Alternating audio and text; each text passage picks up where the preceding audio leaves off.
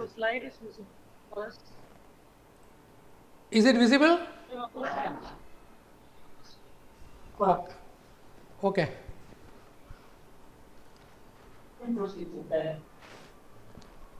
Good afternoon, dear students and my fellow faculty friends.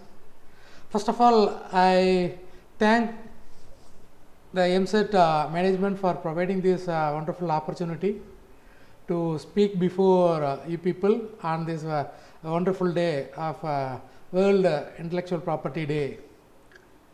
The thing is, I am going to present you here about the intellectual properties and intellectual property rights and overview, the basic things about what is intellectual property and all. If you see the topic intellectual property, this topic is relatively new. We cannot say specifically it is relatively new, but this is unfamiliar topic for all of us, all of you particularly. Since I am practicing in this industry domain for more than 10-15 years, for the students like you, this topic is relatively new and unfamiliar. So whenever you are going to learn something new or unfamiliar, you need to be very particular on the basics of what we are going to learn. Yes? Is it audible? Yes. Okay. Yes, sir. Okay, fine. So now what I am going to do is I am trying to make you understand the basics of intellectual property and intellectual property rights.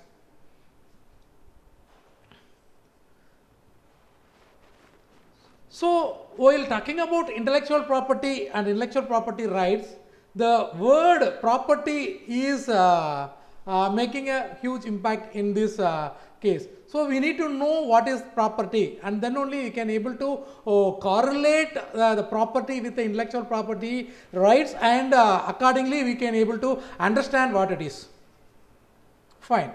Now I am jumping onto the other thing, the property.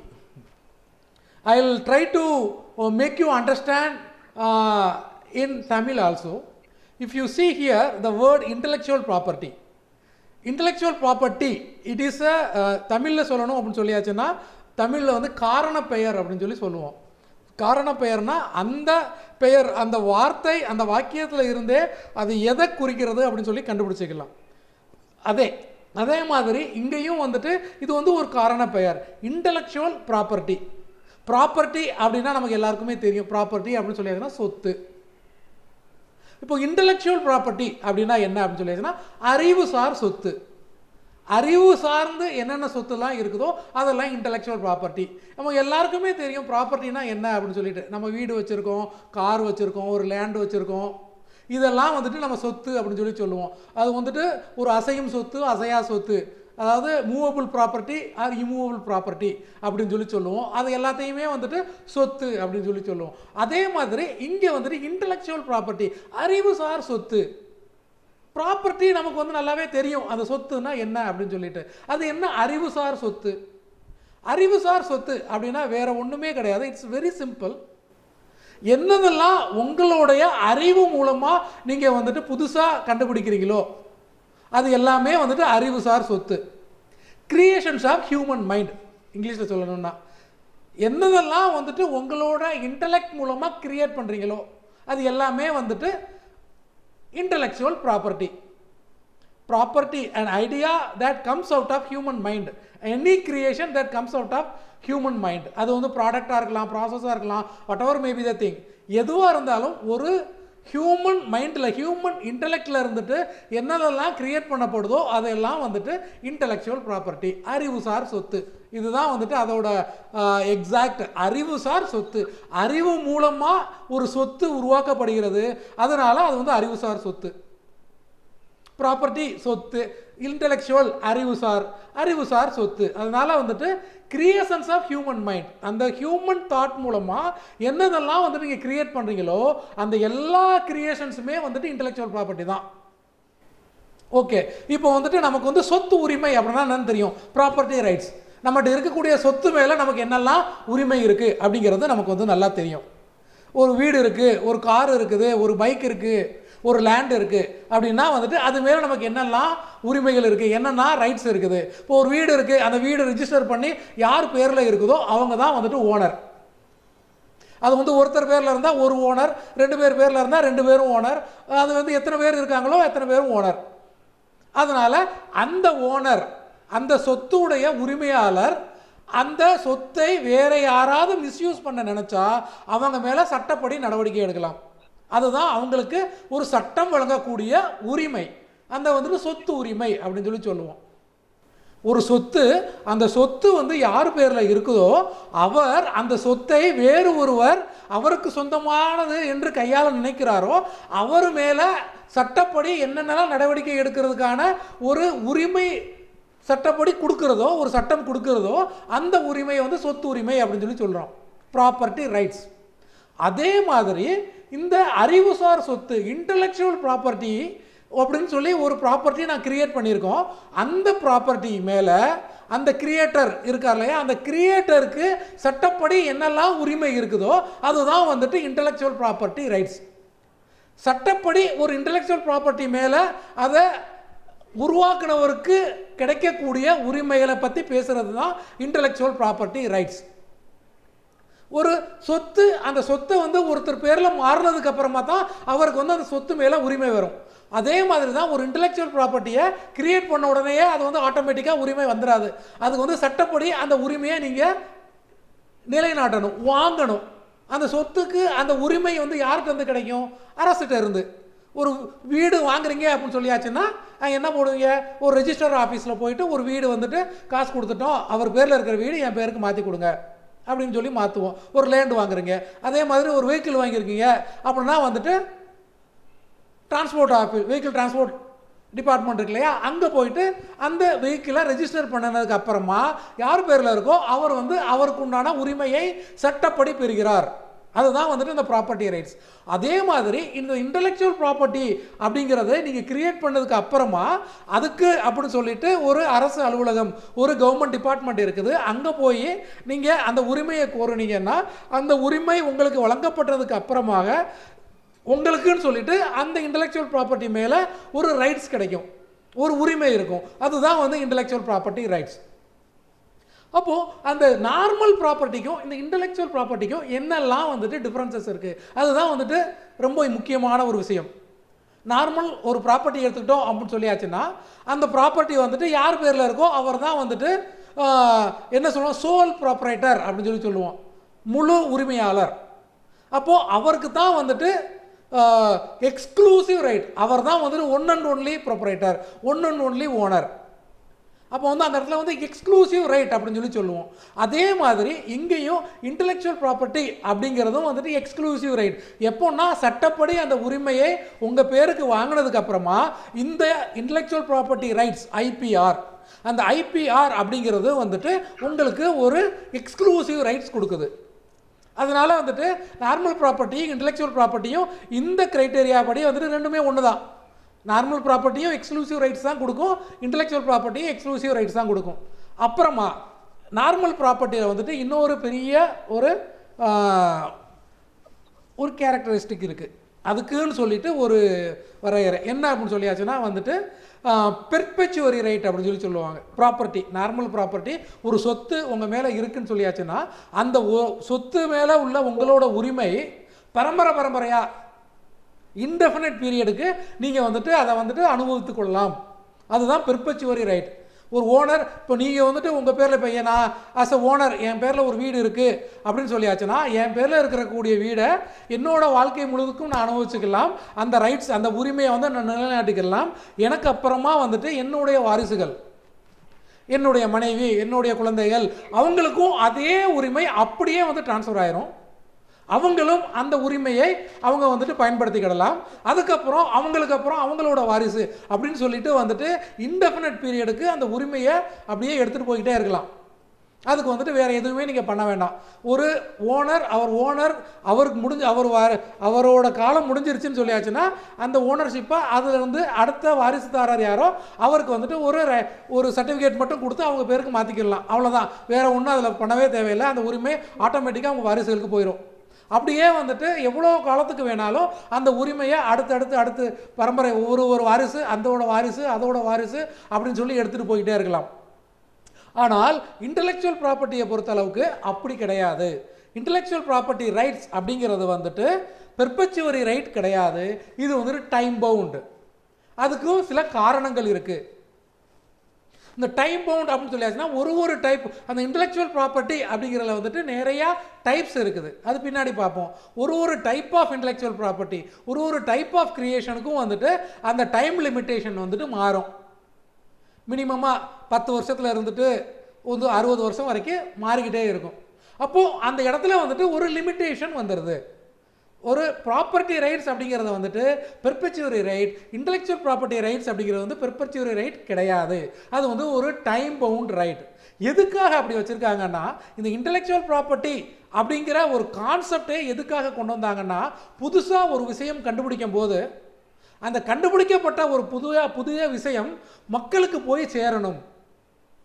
அந்த மக்களுக்கு போய் சேர்ந்தா தான் வந்துட்டு அதை வந்துட்டு end user, end beneficiary அப்படிங்கிறது வந்து சொசைட்டி. அந்த சொசைட்டிக்கு போய் அந்த கிரியேட்டிவிட்டி, அந்த கிரியேஷன்ஸ் வந்துட்டு சொசைட்டிக்கு போனால் தான் அது என்ன காரணத்துக்காக கண்டுபிடிக்கப்பட்டதோ அந்த காரணம் வந்து ஃபுல்ஃபில் ஆகும். அப்படி போய் சேரலை அப்படின்னு சொல்லியாச்சுன்னா அதை கண்டுபிடிச்சு ஒரு அர்த்தமே இல்லாமல் போயிடும். There is no meaning for the creation. அது வந்து அப்படியே வந்து ஹிட்டனாக இருந்துகிட்டே போயிடும். அப்போது எப்போ வந்துட்டு அது வந்துட்டு ஒரு சொசைட்டிக்கு போய் சேருதோ அதனால் என்ன பெனிஃபிட் கிடைக்குதுன்னா, ஒரு சொசைட்டி அந்த புது கிரியேஷனை வந்துட்டு காலங்காலமாக அனுபவிச்சுக்கலாம். அந்த டெக்னாலஜி ஃபார் எக்ஸாம்பிள் எடுத்துக்கிட்டோன்னா, ஒரு புது டெக்னாலஜி கண்டுபிடிச்சிருக்கோம், ஒரு புது டிவைஸ் கண்டுபிடிச்சிருக்கோம் அப்படின்னு சொல்லியாச்சுன்னா, அந்த டிவைஸ் வந்துட்டு மக்களுக்கு கிடைக்கலன்னு சொல்லியாச்சுன்னா அந்த டிவைஸோட யூசேஜ் அது யாருக்கும் கிடைக்காம போயிடும். அது வந்து ஃபஸ்ட்டு. ரெண்டாவது என்னன்னு சொல்லியாச்சுன்னா, அது வந்துட்டு மக்களுக்கு போய் கிடைக்கலன்னு சொல்லியாச்சுன்னா அந்த டெக்னாலஜி வந்துட்டு ஃபர்தர் டெவலப்மெண்ட்டுக்கு ஆகாது. அந்த டெக்னாலஜி வந்துட்டு க்ரோத்தே இருக்காது. There will not be any growth if the information is not at all disclose in the public. நான் கிரியேட் பண்ணிட்டேன், அந்த கிரியேட் பண்ணதை வந்துட்டு வெளியில் சொல்லவே இல்லை, யாருக்குமே வந்துட்டு வெளியில் கொடுக்கவே இல்லை அப்படின்னு சொல்லியாச்சுன்னா என்னோட மனசுக்குள்ளேயே என்கிட்டயே இருந்துட்டு அப்படியே மறைஞ்சு போயிடும். அதனால் யாருக்கும் உபயோகம் இல்லை. அப்போது அதனால் என்ன பண்ணினாங்க, இந்த பர்டிகுலர் அந்த கிரியேஷன்ஸ் அந்த கிரியேட் பண்ணவருக்கும் ஒரு பெனிஃபிட் வரணும், அதே மாதிரி அந்த எண்ட் யூசர் அந்த சொசைட்டிக்கும் அதனால் பெனிஃபிட் கிடைக்கணும், mutual benefit. People at large அப்படிங்கிற அந்த சொசைட்டிக்கு தான் வந்துட்டு majority benefit. At the same time the person who is going to invest his time, precious time and money should also get benefited out of the rights. அப்படிங்கிறதுனால தான் வந்துட்டு அவங்களுக்கு ஒரு டைம் பவுண்ட் ரைட்ஸ் கொடுக்குறாங்க. ஒரு டைம் பவுண்டு, அந்த ஒரு 10 வருஷமோ ஒரு 20 வருஷமோ இந்த ரைட்ஸ் வந்து உங்கள் பேரில் தான் இருக்கும். அந்த 10 வருஷமோ 20 வருஷமோ you will be the sole owner of that property. அப்போது அந்த ப்ராப்பர்ட்டியை யாரெல்லாம் இல்லீகலாக யூஸ் பண்ணுறாங்களோ அவங்க மேலே இதை ஒரு வெப்பனாக யூஸ் பண்ணிவிட்டு அவங்க மேலே ஒரு லீகல் ஆக்ஷன்ஸ் எடுக்கலாம். You can prevent others from using or selling your properties if the property is registered on your name. இதுதான் வந்துட்டு இதோட பர்பஸ். அப்போது அந்த பர்டிகுலர் 10 வருஷமோ 20 வருஷமோ நீங்கள் தான் சோல் ஓனர். அதுக்கப்புறம் அது வந்து பப்ளிக் டொமைனில் போயிடும், யார் வேணாலும் ஃப்ரீயாக எடுத்து யூஸ் பண்ணிக்கலாம். பட் அந்த 20 வருஷத்தில் you have to gain as much revenue out of the rights. இப்போ அதே நேரத்தில் அந்த டெக்னாலஜியும் வந்துட்டு பப்ளிக்கு போய் கிடச்சிரும். அந்த டெக்னாலஜியை வச்சுக்கிட்டு ஃபர்தர் டெவலப்மெண்ட்ஸும் எடுத்துகிட்டு போக முடியும். அதனால் வந்துட்டு அந்த மிஷன் அந்த அப்ஜெக்டிவ் எல்லாமே வந்துட்டு அந்த இடத்துல சாட்டிஸ்ஃபை ஆகிடுது. அதனால தான் இதை வந்துட்டு டைம் பவுண்டாக வச்சுருக்காங்க. ஃபைன். இப்போ வந்துட்டு இந்த டைம் பவுண்ட் பெர்பச்சுவல் அந்த இடத்துல ஒரு மேஜர் டிஃப்ரென்ஸ் வந்துருச்சு ப்ராப்பர்ட்டி ரைட்ஸ்க்கும் இன்டெலெக்சுவல் ப்ராப்பர்ட்டி ரைட்ஸ்க்கும். இன்னொன்று அந்த தேர்ட் டிஃப்ரென்ஸ் அப்படிங்கிறது வந்துட்டு இது ஒரு important difference, territorial in nature. Territorial in nature அப்படின்னா என்ன அர்த்தம்னா, ஒரு ப்ராப்பர்ட்டி இருக்குது, ஒரு வீடு இருக்குது, ஒரு கார் இருக்குது, ஒரு பைக் இருக்குது, ஒரு லேண்ட் இருக்குது அப்படின்னு சொல்லியாச்சுன்னா அந்த ப்ராப்பர்ட்டியை எந்த கண்ட்ரியில் அந்த ரைட்ஸ் இருக்குதோ அந்த கண்ட்ரி அந்த டெரிட்டரிக்குள்ளே மட்டும்தான் நீங்கள் என்ஃபோர்ஸ் பண்ண முடியும். இந்தியாவில் எனக்கு ஒரு வீடு இருக்குது அப்படின்னு சொல்லியாச்சுன்னா இந்த ரைட்ஸை போயிட்டு வேற ஒரு கண்ட்ரி, ஃபாரின் கண்ட்ரிலேருந்து ஒரு யூஎஸ்லையோ யூகேலையோ இருந்துக்கிட்டு இந்த ரைட்ஸை வந்து என்ஃபோர்ஸ் பண்ண முடியாது. அந்த என்ஃபோர்ஸ் பண்ணணும்னா என்னோட ப்ராப்பர்ட்டியை யாராவது காப்பி அடிச்சுட்டாங்க, என்னோட ப்ராப்பர்ட்டியை வந்துட்டு யாரோ வந்துட்டு இல்லீகலாக யூஸ் பண்ணிட்டாங்கன்னு சொல்லியாச்சுன்னா, இந்தியாவில் வந்துட்டு இந்தியா இருக்கக்கூடிய அந்த ஸ்டாச்சுஸ்வல் என்ன தான் பண்ண முடியுமோ அந்த லீகல் ஆக்ஷன்ஸு இந்த டெரிட்டரிக்குள்ள தான் எடுக்க முடியும். உங்களுக்கு ரைட்ஸ் வந்துட்டு எந்த ஊரில் எந்த நாட்டில் உங்களுக்கு ப்ராப்பர்ட்டி இருக்கோ அந்த நாட்டு அந்த பவுண்டரியோட ரெஸ்ட்ரிக்ட் ஆயிரும். டெரிட்டோரியல் அந்த டெரிட்டரிக்குள்ள மட்டும்தான் உங்கள் ரைட்ஸ் வந்து என்ஃபோர்ஸ் பண்ண முடியும். அதை விட்டுட்டு வெளியில் எடுத்துகிட்டே போக முடியாது. அதான் வந்துட்டு டெரிட்டோரியல் ரைட்ஸ் அப்படின்னு சொல்லுவோம். பட் இன்டெலெக்சுவல் ப்ராப்பர்ட்டி, இந்த இன்டெலெக்சுவல் ப்ராப்பர்ட்டி ரைட்ஸ் அப்படிங்கிறது எப்படி அப்படின்னு சொல்லியாச்சுன்னா, இது வந்து டெரிட்டோரியல் நேச்சர் தான். பட் இந்த ரைட்ஸை வந்துட்டு வேறு வேறு கண்ட்ரிக்கும் இந்த ரைட்ஸை வந்து நீங்கள் எக்ஸ்டெண்ட் பண்ணலாம். The rights can coexist in different territories at the same time. Normal property வந்துட்டு அந்த ரைட்ஸை வந்துட்டு ஒரே நேரத்தில் வேறு வேறு இடத்துல சேம் ரைட்ஸை வந்துட்டு ஒரே நேரத்தில் இருக்க முடியாது, கோ எக்ஸிஸ்ட் ஆக முடியாது. இந்தியாவில் ஒரு வெஹிக்கிள் வாங்கியிருக்கீங்கன்னா அந்த வெஹிக்கிளுக்கு வந்துட்டு இந்தியாவில் ஒரு ரெஜிஸ்ட்ரேஷன், ஃபாரினில் ஒரு ரெஜிஸ்ட்ரேஷன் பண்ண முடியாது. இந்தியாவில் ஒரு ப்ராப்பர்ட்டி இருக்குன்னா அந்த ப்ராப்பர்ட்டி ஃபாரினில் ரெஜிஸ்டர் பண்ண முடியாது. அந்த அங்கே ஃபாரினில் ரெஜிஸ்டர் பண்ணணும்னா அவங்களோட கண்ட்ரியில் ஒரு ப்ராப்பர்ட்டி இருந்தால் தான் அங்கே ரெஜிஸ்டர் பண்ண முடியும். பட் இன்டெலெக்சுவல் ப்ராப்பர்ட்டியை பொறுத்தளவுக்கு இந்தியாவில் இது வந்துட்டு டெரிட்டோரியல் ரைட்ஸாக இருந்தால் கூட இந்தியாவில் ஒரு ரெஜிஸ்ட்ரேஷன் பண்ணின்னு அதே ப்ராப்பர்ட்டியை எடுத்துகிட்டு போய் இன்டெலெக்சுவல் ப்ராப்பர்ட்டியை இன்னொரு கண்ட்ரிலையும் ரெஜிஸ்டர் பண்ணிக்க முடியும். எத்தனை கண்ட்ரிக்கு வேணுமோ அத்தனை கண்ட்ரிலையும் நம்ம ரெஜிஸ்டர் பண்ணிக்க முடியும். எல்லா ரைட்ஸும் வந்துட்டு பேரலாக வந்துட்டு கோ எக்ஸிஸ்ட் ஆக முடியும். ஒரே நேரத்தில் மல்டிபிள் கண்ட்ரீஸில் ஒரே இன்டெலெக்சுவல் ப்ராப்பர்ட்டிக்கு ரைட்ஸ் உங்களுக்கு இருக்கலாம். அதுதான் வந்துட்டு இது ரெண்டுக்கும் உள்ள மேஜர் டிஃப்ரென்ஸ். ரெண்டு ப்ராப்பர்ட்டியுமே டெரிட்டோரியல் நேச்சர் தான். பட் இந்த ப்ராப்பர்ட்டி, இந்த இன்டெலெக்சுவல் ப்ராப்பர்ட்டி ரைட்ஸை வந்துட்டு உங்களோட டெரிட்டரியை விட்டு வேறு வேறு டெரிட்டரிஸ்க்கு வந்துட்டு ரைட்ஸை எக்ஸ்டெண்ட் பண்ண முடியும். எல்லா டெரிட்டரிலையும் ஒரே நேரத்தில் ஒரு ப்ராப்பர்ட்டிக்கு வந்துட்டு கோ எக்ஸிஸ்டன்ஸாக ரைட் வச்சுருக்க முடியும். அதுதான் வந்துட்டு இந்த ரெண்டு ப்ராப்பர்ட்டிக்கும் உள்ள மேஜர் டிஃப்ரென்ஸ். ஸோ அப்போ வந்துட்டு இன்டெலெக்சுவல் ப்ராப்பர்ட்டினா என்ன, இன்டெலெக்சுவல் ப்ராப்பர்ட்டி ரைட்ஸ்னா என்ன, ரெண்டுக்கு உள்ள டிஃப்ரென்ஸ் என்ன, எப்படி ஒரு இன்டெலெக்சுவல் ப்ராப்பர்ட்டியை ஒரு அதுக்குள்ளே அந்த ரைட்ஸை வந்து எப்படி வாங்குறது. கவர்மெண்ட் தான் வந்துட்டு அந்த ரைட்ஸை வந்துட்டு ரிஜிஸ்டரிங் அத்தாரிட்டி, ப்ரொவைடிங் அத்தாரிட்டி, அது வந்து ஸ்டாச்சுட்டரி ரைட் அப்படின்னு சொல்லி சொல்லுவோம். Okay fine. இதுதான் வந்துட்டு பேசிக். இன்டெலெக்சுவல் ப்ராப்பர்ட்டினா என்ன, இன்டெலெக்சுவல் ப்ராப்பர்ட்டி ரைட்னா என்ன அப்படின்னு.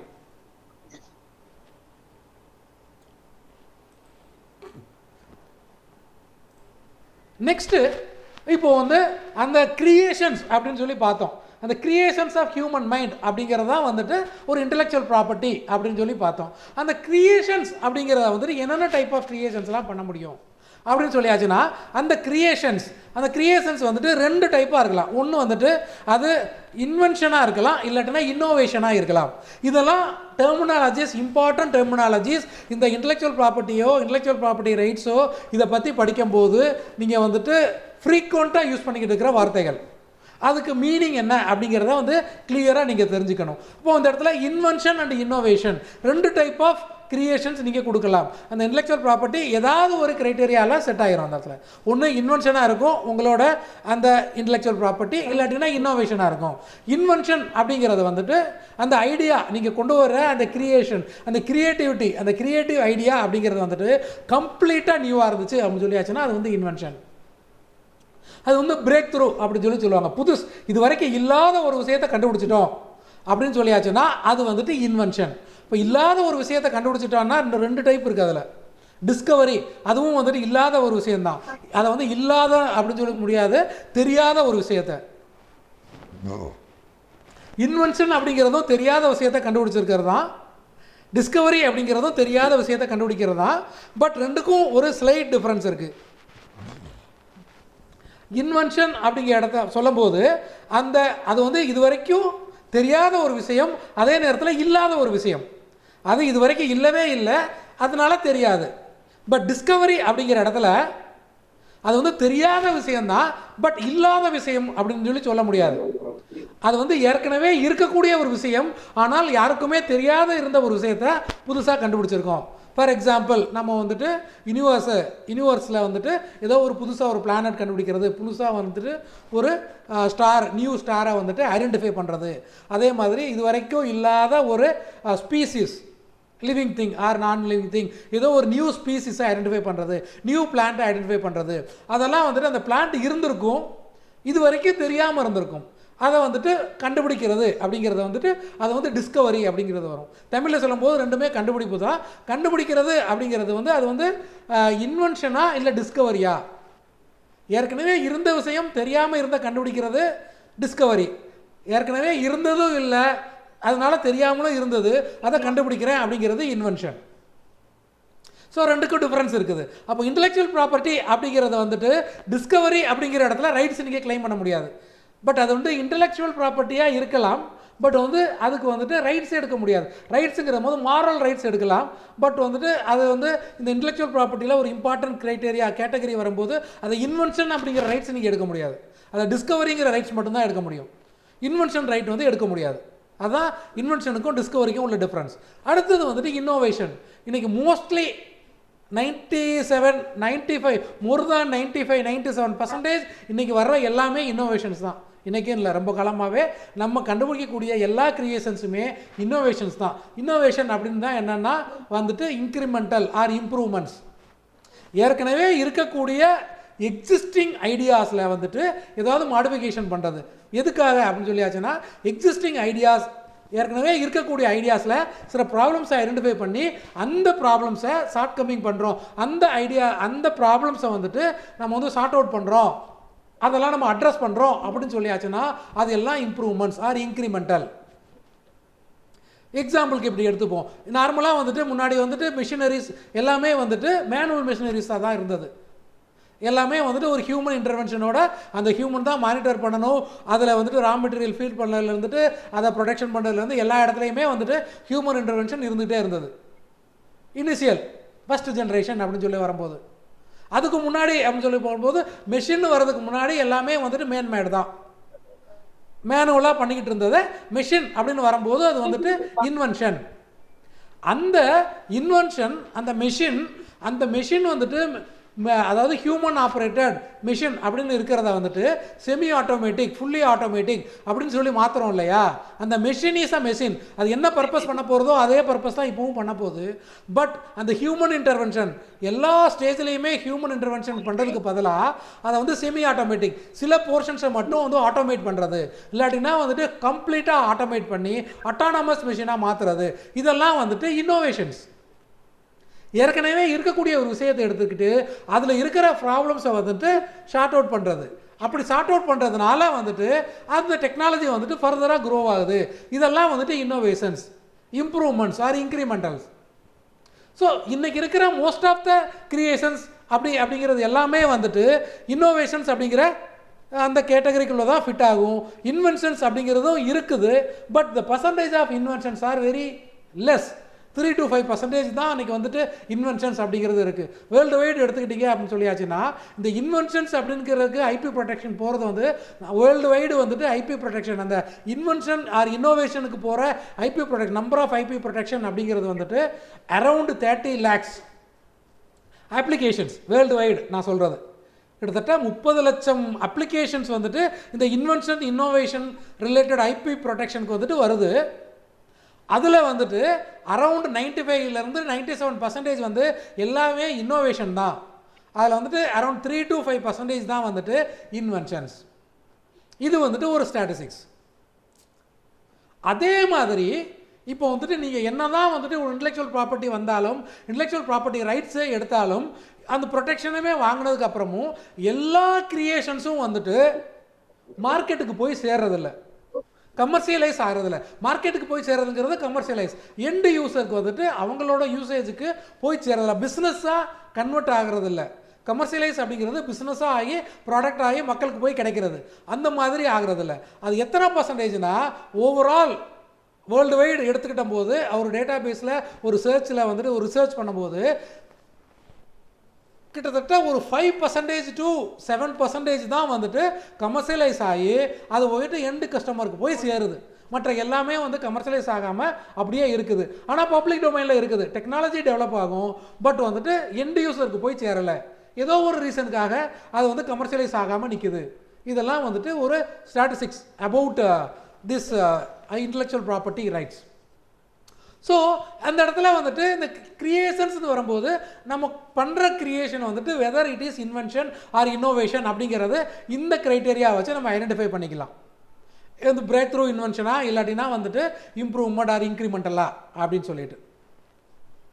ஓகே, இப்போ வந்துட்டு நம்ம வந்து இந்த இன்டெலெக்சுவல் ப்ராப்பர்ட்டி அப்படிங்கிற ஒரு கோர் கான்செப்ட் அப்படின்னா என்ன அப்படின்னு சொல்லி தெரிஞ்சுக்கிட்டோம். அப்போ வந்து இந்த இன்டெலெக்சுவல் ப்ராப்பர்ட்டி டே அப்படிங்கிறது இன்றைக்கி செலிப்ரேட் பண்ணுறோம் இல்லையா, அது எதுக்காக அந்த இன்டெலெக்சுவல் ப்ராப்பர்ட்டி டே அப்படிங்கிறத செலிப்ரேட் பண்ணுறாங்க அப்படிங்கிறது வந்துட்டு ஒரு சின்ன ஒரு அவேர்னஸ்க்காக. ஒரு ஐபி தெரிஞ்ச எல்லாருக்குமே இது தெரிஞ்சிருக்குமா அப்படிங்கிறது இல்லை, தெரிஞ்சுக்கணுமா அப்படிங்கிறது இல்லை, என்ன ரீசனுக்காக இப்போ வந்து இன்டெலெக்சுவல் ப்ராப்பர்ட்டி டே அப்படிங்கிறது உங்கள் இன்ஸ்டிடியூட்டில் செலிப்ரேட் பண்ணாங்க. அதுக்கு என்ன காரணம்? உங்களுக்கு வந்துட்டு ஒரு இன்டெலெக்சுவல் ப்ராப்பர்ட்டியை பற்றின ஒரு விழிப்புணர்வு, ஒரு அவேர்னஸ் கொடுக்கறதுக்காக. அந்த இன்டெலெக்சுவல் ப்ராப்பர்ட்டி டே அப்படின்னு ஒன்று விஷயம் இருக்கிறதுனால அந்த டே செலிப்ரேட் பண்ணும்போது அந்த டே செலிப்ரேட் பண்ணுறோங்கிற காரணத்துக்காக அது எதுக்காக இன்டெலெக்சுவல் ப்ராப்பர்ட்டினா என்ன அப்படிங்கிற ஒரு அவேர்னஸ் வந்து உங்களுக்கு இடத்துல நம்ம போய் சேர்க்குறோம். இன்டெலெக்சுவல் ப்ராப்பர்ட்டினா என்ன அப்படிங்கிற இடத்துல உங்களுக்கு சொல்லிக் கொடுக்குறோம். அதனால் வந்துட்டு இந்த ஐபி டே அப்படிங்கிற அதோட மெயின் அப்ஜெக்டிவே வந்துட்டு இதுதான், to promote the awareness of IP protection. அதே மாதிரி இந்த ஐபி ப்ரொடெக்ஷனை எவ்வளோ தூரம் இன்ஃப்ளூயன்ஸ் ஆகும் அப்படிங்கிறத உலகம் முழுக்கும் பரப்பணும் அப்படிங்கிற அந்த மோட்டோவோட தான் இந்த இன்டெலெக்சுவல் ப்ராப்பர்ட்டி டே அப்படிங்கிறத வந்துட்டு வருஷம் வருஷம் செலிப்ரேட் பண்ணுறாங்க. அதுவும் ரொம்ப வருஷமாலாம் செலிப்ரேட் பண்ணல. ஃபஸ்ட்டு செலிப்ரேட் பண்ணது 2000 இருந்துட்டு எவ்ரி இயர் வந்து April 26 intellectual property day celebrate பண்ணிட்டு இருக்காங்க. அதுலேயும் ஏன் இந்த பர்டிகுலர் டே April 26 ஏன் இதை வந்து சூஸ் பண்ணாங்க அப்படின்னா, இந்த வந்து இன்டெலெக்சுவல் ப்ராப்பர்ட்டி ரைட்ஸ் அப்படிங்கிறது வந்துட்டு டெரிட்டோரியல் ரைட்ஸ், ஒரு ஜூரிஸ்டிக்ஷன்லையும் இந்த ரைட்ஸை வந்துட்டு நம்ம வந்து கோஎக்ஸிஸ்டன்ஸ் ஆகலாம், எல்லா இடத்துலையும் ப்ரொடெக்ஷனை எடுத்துக்கலாம் அப்படின்னு சொல்லி சொன்னேன் இல்லையா. அதுக்காக ஒரு கண்ட்ரிக்கும் இடையில் ஒரு மியூச்சுவல் கோஆர்டினேஷன் வேணும். ஒரு கண்ட்ரிலேருந்து இன்னொரு கண்ட்ரிக்கு நான் எப்படி போய் ரைட்ஸை கிளைம் பண்ணுறது? இந்தியாவில் எனக்கு ஒரு இன்டெலெக்சுவல் ஐபி ரைட்ஸ் இருக்குது, அந்த ஐபி ரைட்ஸை வந்து இன்னொரு கண்ட்ரிக்கு நான் எடுத்துகிட்டு போகிறது எப்படி? அங்கே போய் நான் எப்படி ப்ரொடெக்ஷன் எடுப்பேன்? அப்படிங்கிறதுக்காக ஒரு ஆஃபீஸ், ஒரு வந்து கன்சார்ஷியம் ஒன்று வந்து செட் பண்ணுறாங்க, ஒரு ஃபோரம் ஒன்று செட் பண்ணுறாங்க. அந்த ஃபோரத்துக்கு பேர் என்ன அப்படின்னு சொல்லியாச்சுன்னா வேர்ல்டு இன்டெலெக்சுவல் ப்ராப்பர்ட்டி ஆர்கனைசேஷன். இந்த ஃபோரமை எஸ்டாப்ளிஷ் பண்ணி மேனேஜ் பண்ணி மெயின்டைன் பண்ணிட்டு இருக்கிறது யார் அப்படின்னு சொல்லியாச்சுன்னா யுஎன்ஓ, யுனைடெட் நேஷன் ஆர்கனைசேஷன் அப்படிங்கிற அந்த அமைப்புக்கு கீழே வந்துட்டு வைப்போ அப்படிங்கிற ஒரு ஏஜென்சி இருக்குது. இந்த ஏஜென்சி தான் உங்களுக்கு வந்து ஃபெசிலிட்டேட் பண்ண போகிறது. ஒரு டெரிட்டரியில் இருக்கிற இன்டெலெக்சுவல் ப்ராப்பர்ட்டி ரைட்ஸை வேறு ஒரு டெரிட்டரிக்கு நீங்கள் எப்படி எக்ஸ்டெண்ட் பண்ணிக்கலாம் அப்படிங்கிறதுக்கு, இது எல்லாத்துக்கும் ஒரு கண்ட்ரிக்கும் இடையில் ஒரு கோஆர்டினேஷனை எஸ்டாப்ளிஷ் பண்ணுறதுக்காக ஆரம்பிக்கப்பட்ட இந்த வைப்போ வேர்ல்டு இன்டெலெக்சுவல் ப்ராப்பர்ட்டி ஆர்கனைசேஷன் அப்படிங்கிற அமைப்பு வந்துட்டு 1970 April 26 தான் வந்துட்டு எஸ்டாப்ளிஷ் பண்ணாங்க. கேம் இன் டு ஃபோர்ஸ் ரொம்ப நாளாக டிஸ்கஸ் பண்ணி முடிச்சு 1970 April 26 தான் வந்துட்டு அந்த அமைப்பு வந்துட்டு ஒரு எக்ஸிஸ்டன்ஸ்க்கு வந்துச்சு, லீகலாக எஸ்டாப்ளிஷ் பண்ணப்பட்ட நாள். அதனால் அந்த டேட்டவே வச்சு அந்த டேட்டில் வந்துட்டு ஒரு ஐபி டேன்னு செலிப்ரேட் பண்ணுவோம். அந்த செலிப்ரேட் பண்ணுறதுக்கான காரணம் என்னன்னா, உலகம் முழுக்க இருக்கக்கூடிய எல்லா நாட்டிலையும் எல்லா மக்களையும் இந்த ஐபி ப்ரொடெக்ஷன் அப்படிங்கிற காரணம், அது என்ன பர்பஸுக்காக இந்த ஐபி ப்ரொடெக்ஷன், அதனால் என்ன பெனிஃபிட்ஸ் அப்படிங்கிற ஒரு அவேர்னஸ், ஒரு ஓவர்வியூவை வந்து எல்லாருக்கும் கொண்டு போய் சேர்க்கணும் அப்படிங்கிற மோட்டிவோட செலிப்ரேட் பண்ணக்கூடிய டே தான் வந்துட்டு ஐபி டே. சரி, இந்த ஐபி டே எதுக்காக செலிப்ரேட் பண்ணுறாங்க அப்படின்னு சொல்லிட்டோம். அதுக்கப்புறமா இந்த ஒன்றும் அதில் கொண்டு வந்தாங்க. எப்படின்னு சொல்லியாச்சுன்னா, ஒவ்வொரு வருஷமும் ஒரு பர்டிகுலர் கான்செப்ட் எடுத்துக்கிட்டு அந்த கான்செப்டை பேஸ் பண்ணியே வந்துட்டு இதை வந்து கொண்டு வந்தாங்க. அந்த பேசிஸில் இந்த வருஷத்துக்கான தீம் என்ன அப்படின்னு சொல்லியாச்சுன்னா, உங்களுக்கான தீம் தான் IP and youth, innovation for a better future. ஃப்யூச்சரில் வந்துட்டு ஒரு டெக்னாலஜி, ஒரு இன்னோவேஷனை வந்து பெட்டர்மெண்ட் பண்ணி எவ்வளோ தூரம் வந்துட்டு ஒரு சோசியல் பெனிஃபிட்டை, ஒரு எக்கோசிஸ்டம் வந்து கிரியேட் பண்ணலாம். As a youth, as a youngster, இந்த ஐபி ப்ரொடெக்ஷன், இந்த ஐபி அப்படிங்கிற ஒரு விஷயத்து மூலமாக ஒரு ஃப்யூச்சர், ஒரு பெட்டர் ஃப்யூச்சரை எப்படி வந்துட்டு கொண்டு வரலாம் இந்த இன்னோவேஷன் மூலமாக அப்படிங்கிறது தான் இந்த வருஷத்தோட தீம். போன வருஷத்தோட தீம் என்னன்னா, நான் சொன்னேன்ல ஏற்கனவே, உலகம் முழுக்கும் இவ்வளோ இன்வென்ஷன் இன்னோவேஷன் ப்ரொடெக்ஷனுக்கு போனாலும் அது கமர்ஷியலைஸ் ஆகிறது, மார்க்கெட்டுக்கு போய் சேருது அப்படிங்கிற அந்த பர்சன்டேஜ் அது வந்துட்டு ரொம்ப கம்மியாக இருந்தது, நெக்லிஜிபிள் தான். 5% அவுட் ஆஃப் 100 அப்படிங்கிறது வந்துட்டு வெரி ஃபீபிள், வெரி நெக்லிஜிபிள். 30 லட்சம் அப்படிங்கிற ஒரு ப்ரொடெக்ஷன் போகிற இடத்துல அது மார்க்கெட்டுக்கு போய் சேர்றது அப்படிங்கிறது வந்துட்டு 15,000 அப்படிங்கிறது வந்துட்டு வெரி நெக்லிஜிபிள் கம்பேரிட்டிவ்லி. ஸோ அப்போ என்ன பண்ணலாம் அப்படிங்கிறதுக்காக போன வருஷம் தீம் கொண்டு வந்தாங்க, taking your ideas to the market. நீங்கள் ஐடியா பண்ணி அதை ப்ரொடெக்ஷன் வாங்குறதோட நீ உட்காந்துடாத, அந்த ஐடியாவை வந்துட்டு மார்க்கெட்டுக்கு எடுத்துகிட்டு போகணும். அதுக்கு என்னென்னலாம் தேவைனவோ அது எப்படிலாம் ப்ரொமோட் பண்ணமோ அதை அந்த வந்துட்டு ஒரு தீமாக வச்சுக்கிட்டு இந்த ஐபி ப்ரமோஷன் வந்துட்டு நடந்தது ஒரு வருஷம் ஃபுல்லாக. எங்கெங்கெல்லாம் வந்துட்டு ஐபி ரிலேட்டட் ஈவெண்ட்ஸ் கண்டக்ட் பண்ணாங்களோ அந்த வைப்போலேருந்து அது எல்லாமே வந்துட்டு ஐடியாவை எப்படி வந்துட்டு கமர்ஷியலைஸ் பண்ணுறதுக்கு எடுத்துகிட்டு போகிறதுக்கு அந்த ஐடியா கிரியேட்டர்ஸ்க்கு வந்துட்டு சப்போர்ட் பண்ணலாம், ப்ரமோட் பண்ணலாம் அப்படிங்கிறத அதை தீமாக வச்சுக்கிட்டு அதிலவே வந்துட்டு அந்த டெவலப்மெண்ட் நடந்துச்சு. இந்த வருஷம் தீம் என்ன அப்படின்னு சொல்லியாச்சுன்னா ஐபி அண்ட் யூத்துக்கு இடையில் ஐபியை வந்து எப்படி ப்ரொடெக்ஷன் எடுக்கலாம், அது மூலமாக பெட்டர் ஃபியூச்சர் வந்து எப்படி கொண்டு வரலாம், இதை தீமாக வச்சு இந்த வருஷம் ஃபுல்லாகவே வந்துட்டு இந்த தீமை பேஸாக வச்சு தான் இந்த ஐபி டே, இந்த IP related promotional activities world வைடில் நடக்கும். இதுதான் வந்துட்டு இந்த வேர்ல்டு ஐபி டே அப்படிங்கிற விஷயம் நடத்துறதுக்கான காரணம். இப்போ இதை வந்துட்டு எடுத்த உடனேயே வேர்ல்டு ஐபி டே இதுதான் இப்படித்தான் சொல்லியிருந்தா உங்களுக்கு புரிஞ்சிருக்காது. அதனால தான் முதல்ல ஐபின்னா என்ன, ஐபி ரைட்ஸ்னா என்ன அப்படின்னு சொல்லிட்டு இதை வந்துட்டு உள்ளே கொண்டு வந்தேன்.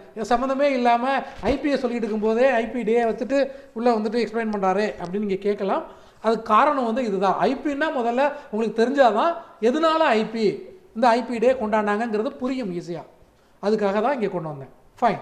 நெக்ஸ்ட்டு இந்த கிரியேஷன்ஸ். ஒரு கிரியேஷன் அப்படிங்கிறது எப்படி வரும், கிரியேஷன்னா என்னது? ஃபர்ஸ்ட் ஆஃப் ஆல் நீங்கள் வந்துட்டு ஏதோ ஒரு விஷயம் கிரியேட் பண்ண போகிறீங்கன்னா அதை வந்துட்டு உங்களுக்கு வந்து ஒரு தாட் வரணும், ஒரு ஸ்பார்க் வரணும். அந்த ஸ்பார்க் அப்படிங்கிறது ஐடியா. ஏதோ ஒரு விஷயத்தை நிறைய டே டு டே ஆக்டிவிட்டீஸில் வந்துட்டு நம்ம நிறையா விஷயத்தை பார்க்குறோம். அந்த ஏதோ விஷயத்தை பார்த்தாலும் எல்லா விஷயமும் வந்துட்டு இன்றைக்கி வரைக்கும் ஐடியல் கிடையாது. எல்லா விஷயத்துலையும் ஏதோ ஒரு விஷயத்தில் வந்துட்டு ஷார்ட் கமிங்ஸ் ப்ராப்ளம்ஸ் இருக்கத்தான் செய்யுது. எவ்வளவோ ப்ராப்ளம்ஸை பார்த்தாலும் எல்லா ப்ராப்ளத்துக்கும் யாராவது ஒருத்தருக்கு ஒரு ஐடியா, ஒரு ஸ்பார்க் வரும். இந்த மாதிரி ஒரு ப்ராப்ளம் இருக்குது, இந்த ப்ராப்ளத்துக்கு ஏன் நம்ம ஒரு சொல்யூஷன் ப்ரப்போஸ் பண்ணக்கூடாது, இந்த மாதிரி இந்த ப்ராப்ளத்துக்கு இப்படி ஒரு சொல்யூஷன் கொடுக்கலாமே, ஏன் கொடுக்கக்கூடாது, ஏன் யாருமே கொடுக்கல அப்படிங்கிற ஒரு நோஷன், ஒரு தாட், ஒரு கான்செப்ட் உங்களுக்குள்ளே வரும் தெரியுமா? அதுதான் வந்துட்டு ஐடியா. ஒரு ப்ராப்ளத்தை நீங்கள் ஐடென்டிஃபை பண்ணிட்டீங்க, அதுதான் அது ஒரு நோஷன். இந்த மாதிரி ஏன் நம்ம பண்ணக்கூடாது அப்படிங்கிற ஒரு நோஷன், அந்த நோஷன் வர்றது தான் வந்துட்டு ஐடியா. அந்த ஐடியா வந்ததுக்கு அப்புறமா அந்த ஐடியாங்கிறது வந்து இமேஜினேஷன். இப்படி பண்ணலாம், இந்த மாதிரி ஒரு விஷயம் பண்ணினா இதுல இருக்கக்கூடிய அந்த ப்ராப்ளத்தை சார்ட் அவுட் பண்ணிடலாம். அது வந்துட்டு ஐடியா. அது வந்து இமேஜின், இன்னமும் வந்து உங்க மைண்டுக்குள்ள தான் இருக்கு. அது வந்து இமேஜினேஷன் தான். அந்த இமேஜினேஷனை வந்துட்டு ரியாலிட்டிக்கு எடுத்துட்டு வர்றது, turning your idea into reality அப்படிங்கிறத வந்துட்டு கிரியேட்டிவிட்டி அப்படின்னு சொல்லி சொல்லுவோம். ஓகேவா? அந்த கிரியேட்டிவிட்டி அப்படிங்கிற turning your idea into reality. அப்போ வந்து கிரியேட்டிவிட்டி, இன்னோவேஷன் அப்படிங்கிற இடத்துல கிரியேட்டிவிட்டியை யூஸ் பண்ண முடியுமா? கிரியேட்டிவ் ஐடியா, ஓகே, அது வந்துட்டு இமேஜினேஷனாக இருக்கிறதா வந்துட்டு அதை வந்து என்ன பண்ணலாம், ரியாலிட்டிக்கு எடுத்துகிட்டு வர முடியும். இப்போ கிரியேட்டிவ் ஐடியா, கிரியேட்டிவ் இன்னோவேஷன் அப்படின்னு சொல்ல மாட்டோம். ஒரு இன்னோவேஷன் அப்படிங்கிறது வந்து இம்ப்ளிமெண்டேஷனில் வந்துடும். அதை வந்து ப்ரோட்டோடைப் பண்ணி ப்ராடக்ட் வெளியில் வர போகிற இடத்துல தான் அது வந்து இன்னோவேஷனானு வரும். பட் கிரியேட்டிவிட்டி அப்படிங்கிற இடத்துல வந்து என்ன இருக்குன்னா, இது ஸ்டில் இன் இமேஜினேஷன். அதை வந்துட்டு இந்த ரியாலிட்டிக்கு எடுத்துகிட்டு வர முடியும் அப்படிங்கிற ஒரு கன்க்ளூஷனுக்கு வரோம் இல்லையா? அந்த கன்க்ளூஷன் இந்த மாதிரி ஒரு ஸ்ட்ரக்சர் எடுத்துகிட்டு வரலாம். அதை வந்துட்டு கன்ஸ்ட்ரக்டிவாக வந்துட்டு வெளியில் வந்து இம்ப்ளிமெண்ட் பண்ணும்போது அது வந்து இன்னோவேஷன் சொல்லி சொல்லுவோம். அதனால் அந்த வார்த்தைகள் வந்துட்டு தெளிவாக எந்த இடத்துல எப்படி யூஸ் பண்ணணுமோ அதுக்கேற்ற மாதிரி பர்ஃபெக்டாக யூஸ் பண்ணணும். ஃபைன். இதெல்லாம் ரிலேட்டட் டு அந்த creation of human mind, intellectual property, இது எல்லாமே வந்துட்டு inter related words. So fine.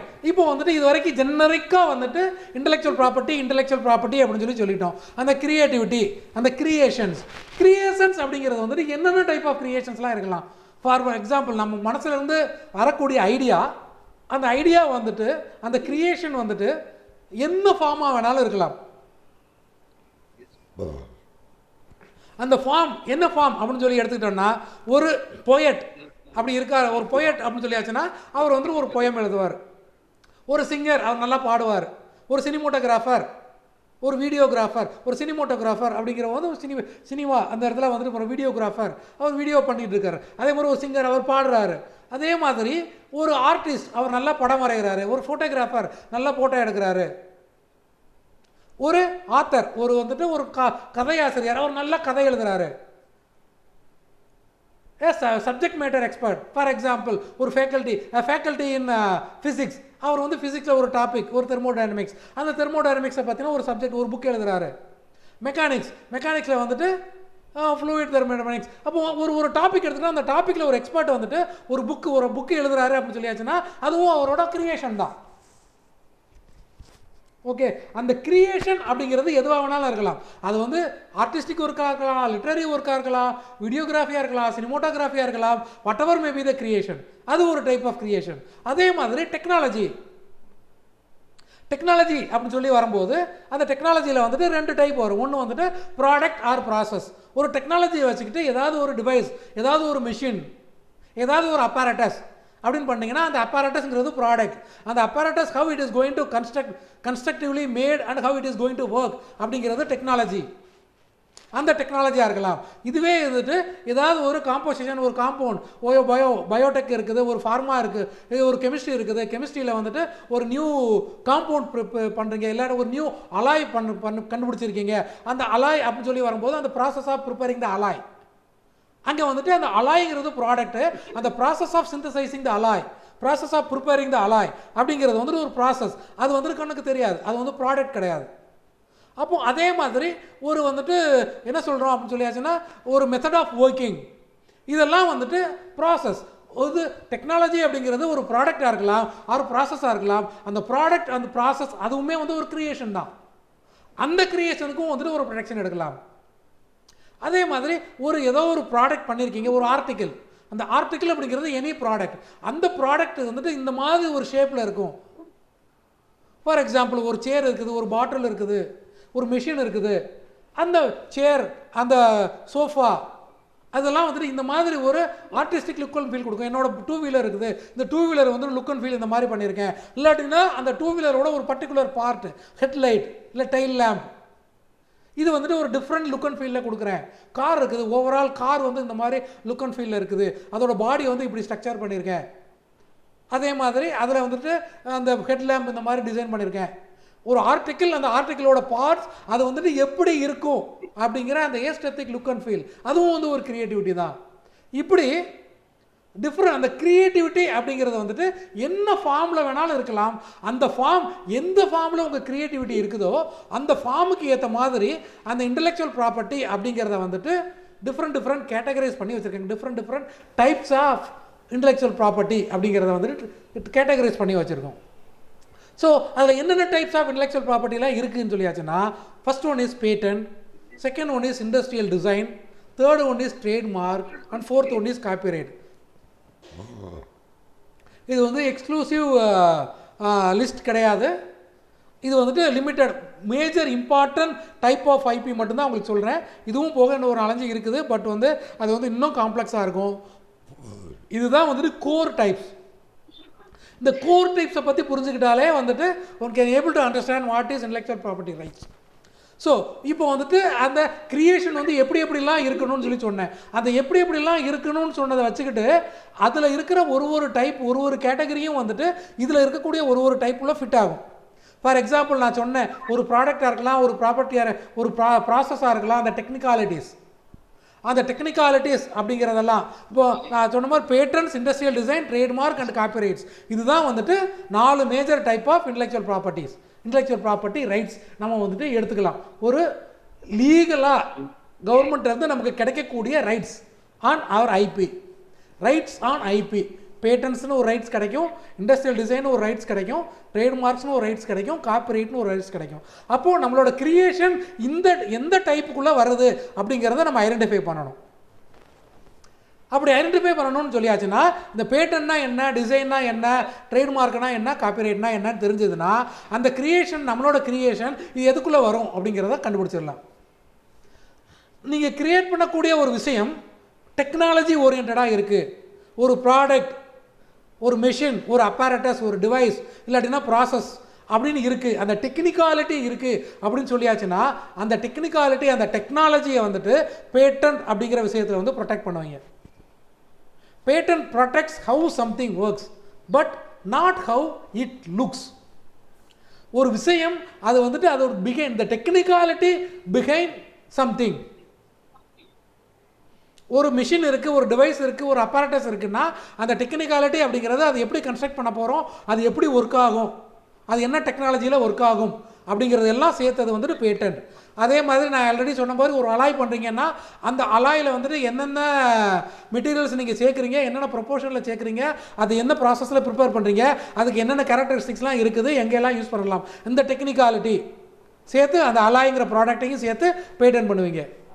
ஒரு மெடிசின் கண்டுபிடிச்சிருக்கீங்கன்னா அந்த மெடிசின் எப்படி வந்துட்டு என்னென்ன இன்க்ரீடியன்ஸ் சேர்க்குறீங்க, அந்த இன்க்ரீடியன்ஸ்லாம் சேர்த்து என்ன ப்ராசஸில் ப்ரிப்பேர் பண்ணீங்க, அந்த மெடிசன் என்ன பர்பஸ்க்காக யூஸ் பண்ண போகிறீங்க, அது என்ன எஃபிஷியன்சி வருது, இந்த டெக்னிக்காலிட்டி இது எல்லாம் வந்துட்டு பேட்டன்ட்டில் ப்ரொடெக்ட் பண்ணுவீங்க.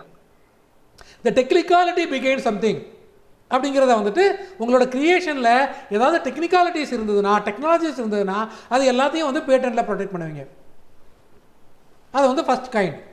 செகண்ட் ஒன் என்னது அப்படின்னு சொல்லியாச்சுன்னா ஏஸ்தட்டிக்ஸ், அதாவது வந்துட்டு visual appearance of some articles. நீங்கள் க்ரியேட் பண்ணியிருக்கிற ஃபார் எக்ஸாம்பிள் ஒரு டிவைஸோ மிஷினரியோ ஒரு அப்பாரட்டஸோ ஃபார் எக்ஸாம்பிள் ஒரு வெஹிக்கிளோ ஒரு காரோ ஏதோ ஒன்று பண்ணியிருக்கீங்க அப்படின்னு சொல்லியாச்சுன்னா அந்த கார் எப்படி இருக்கணும், இல்லை அந்த நீங்கள் பண்ணியிருக்கிற அப்பாரட்டஸ் எப்படி இருக்குது, லுக் அண்ட் ஃபீல் எப்படி இருக்குது, அந்த லுக் அண்ட் ஃபீல் அந்த அப்பியரன்ஸ் மட்டும், அந்த டெக்னிக்காலிட்டி கிடையாது, அந்த அப்பியரன்ஸ். அந்த கார் வந்துட்டு நான் வந்துட்டு என் கண்ணால் அந்த காரை பார்க்கும்போது இந்த மாதிரி இருக்குது, நான் பண்ணியிருக்கிற ஒரு பாட்டில் பண்ணியிருக்கேன், அந்த பாட்டில் நான் பண்ணியிருக்கிற அந்த பாட்டில் வந்துட்டு இந்த மாதிரி தான் பார்க்கும்போது இருக்கும்.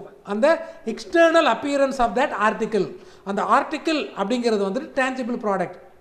அந்த டேஞ்சிபிள் ஒரு டேஞ்சிபிள் ப்ராடக்ட் வந்துட்டு நான் பார்க்கும்போது என்னோட கண்ணுக்கு எப்படி தெரியுதோ அதுதான் வந்துட்டு டிசைன். அந்த ஆர்டிக்கிள் வந்து இண்டஸ்ட்ரியலி அப்ளிகபிள் ஆர்டிக்கிள், இண்டஸ்ட்ரியலாக யூஸ் இருக்கணும், யூஸ் இல்லாத ஒரு விஷயத்துக்கு பண்ண முடியாது. அப்போது அந்த இடத்துல வந்துட்டு இப்போ இந்த டெஃபனிஷன் நான் கொடுத்துக்க பாருங்கள். Industrial design protects how something looks but not how it works.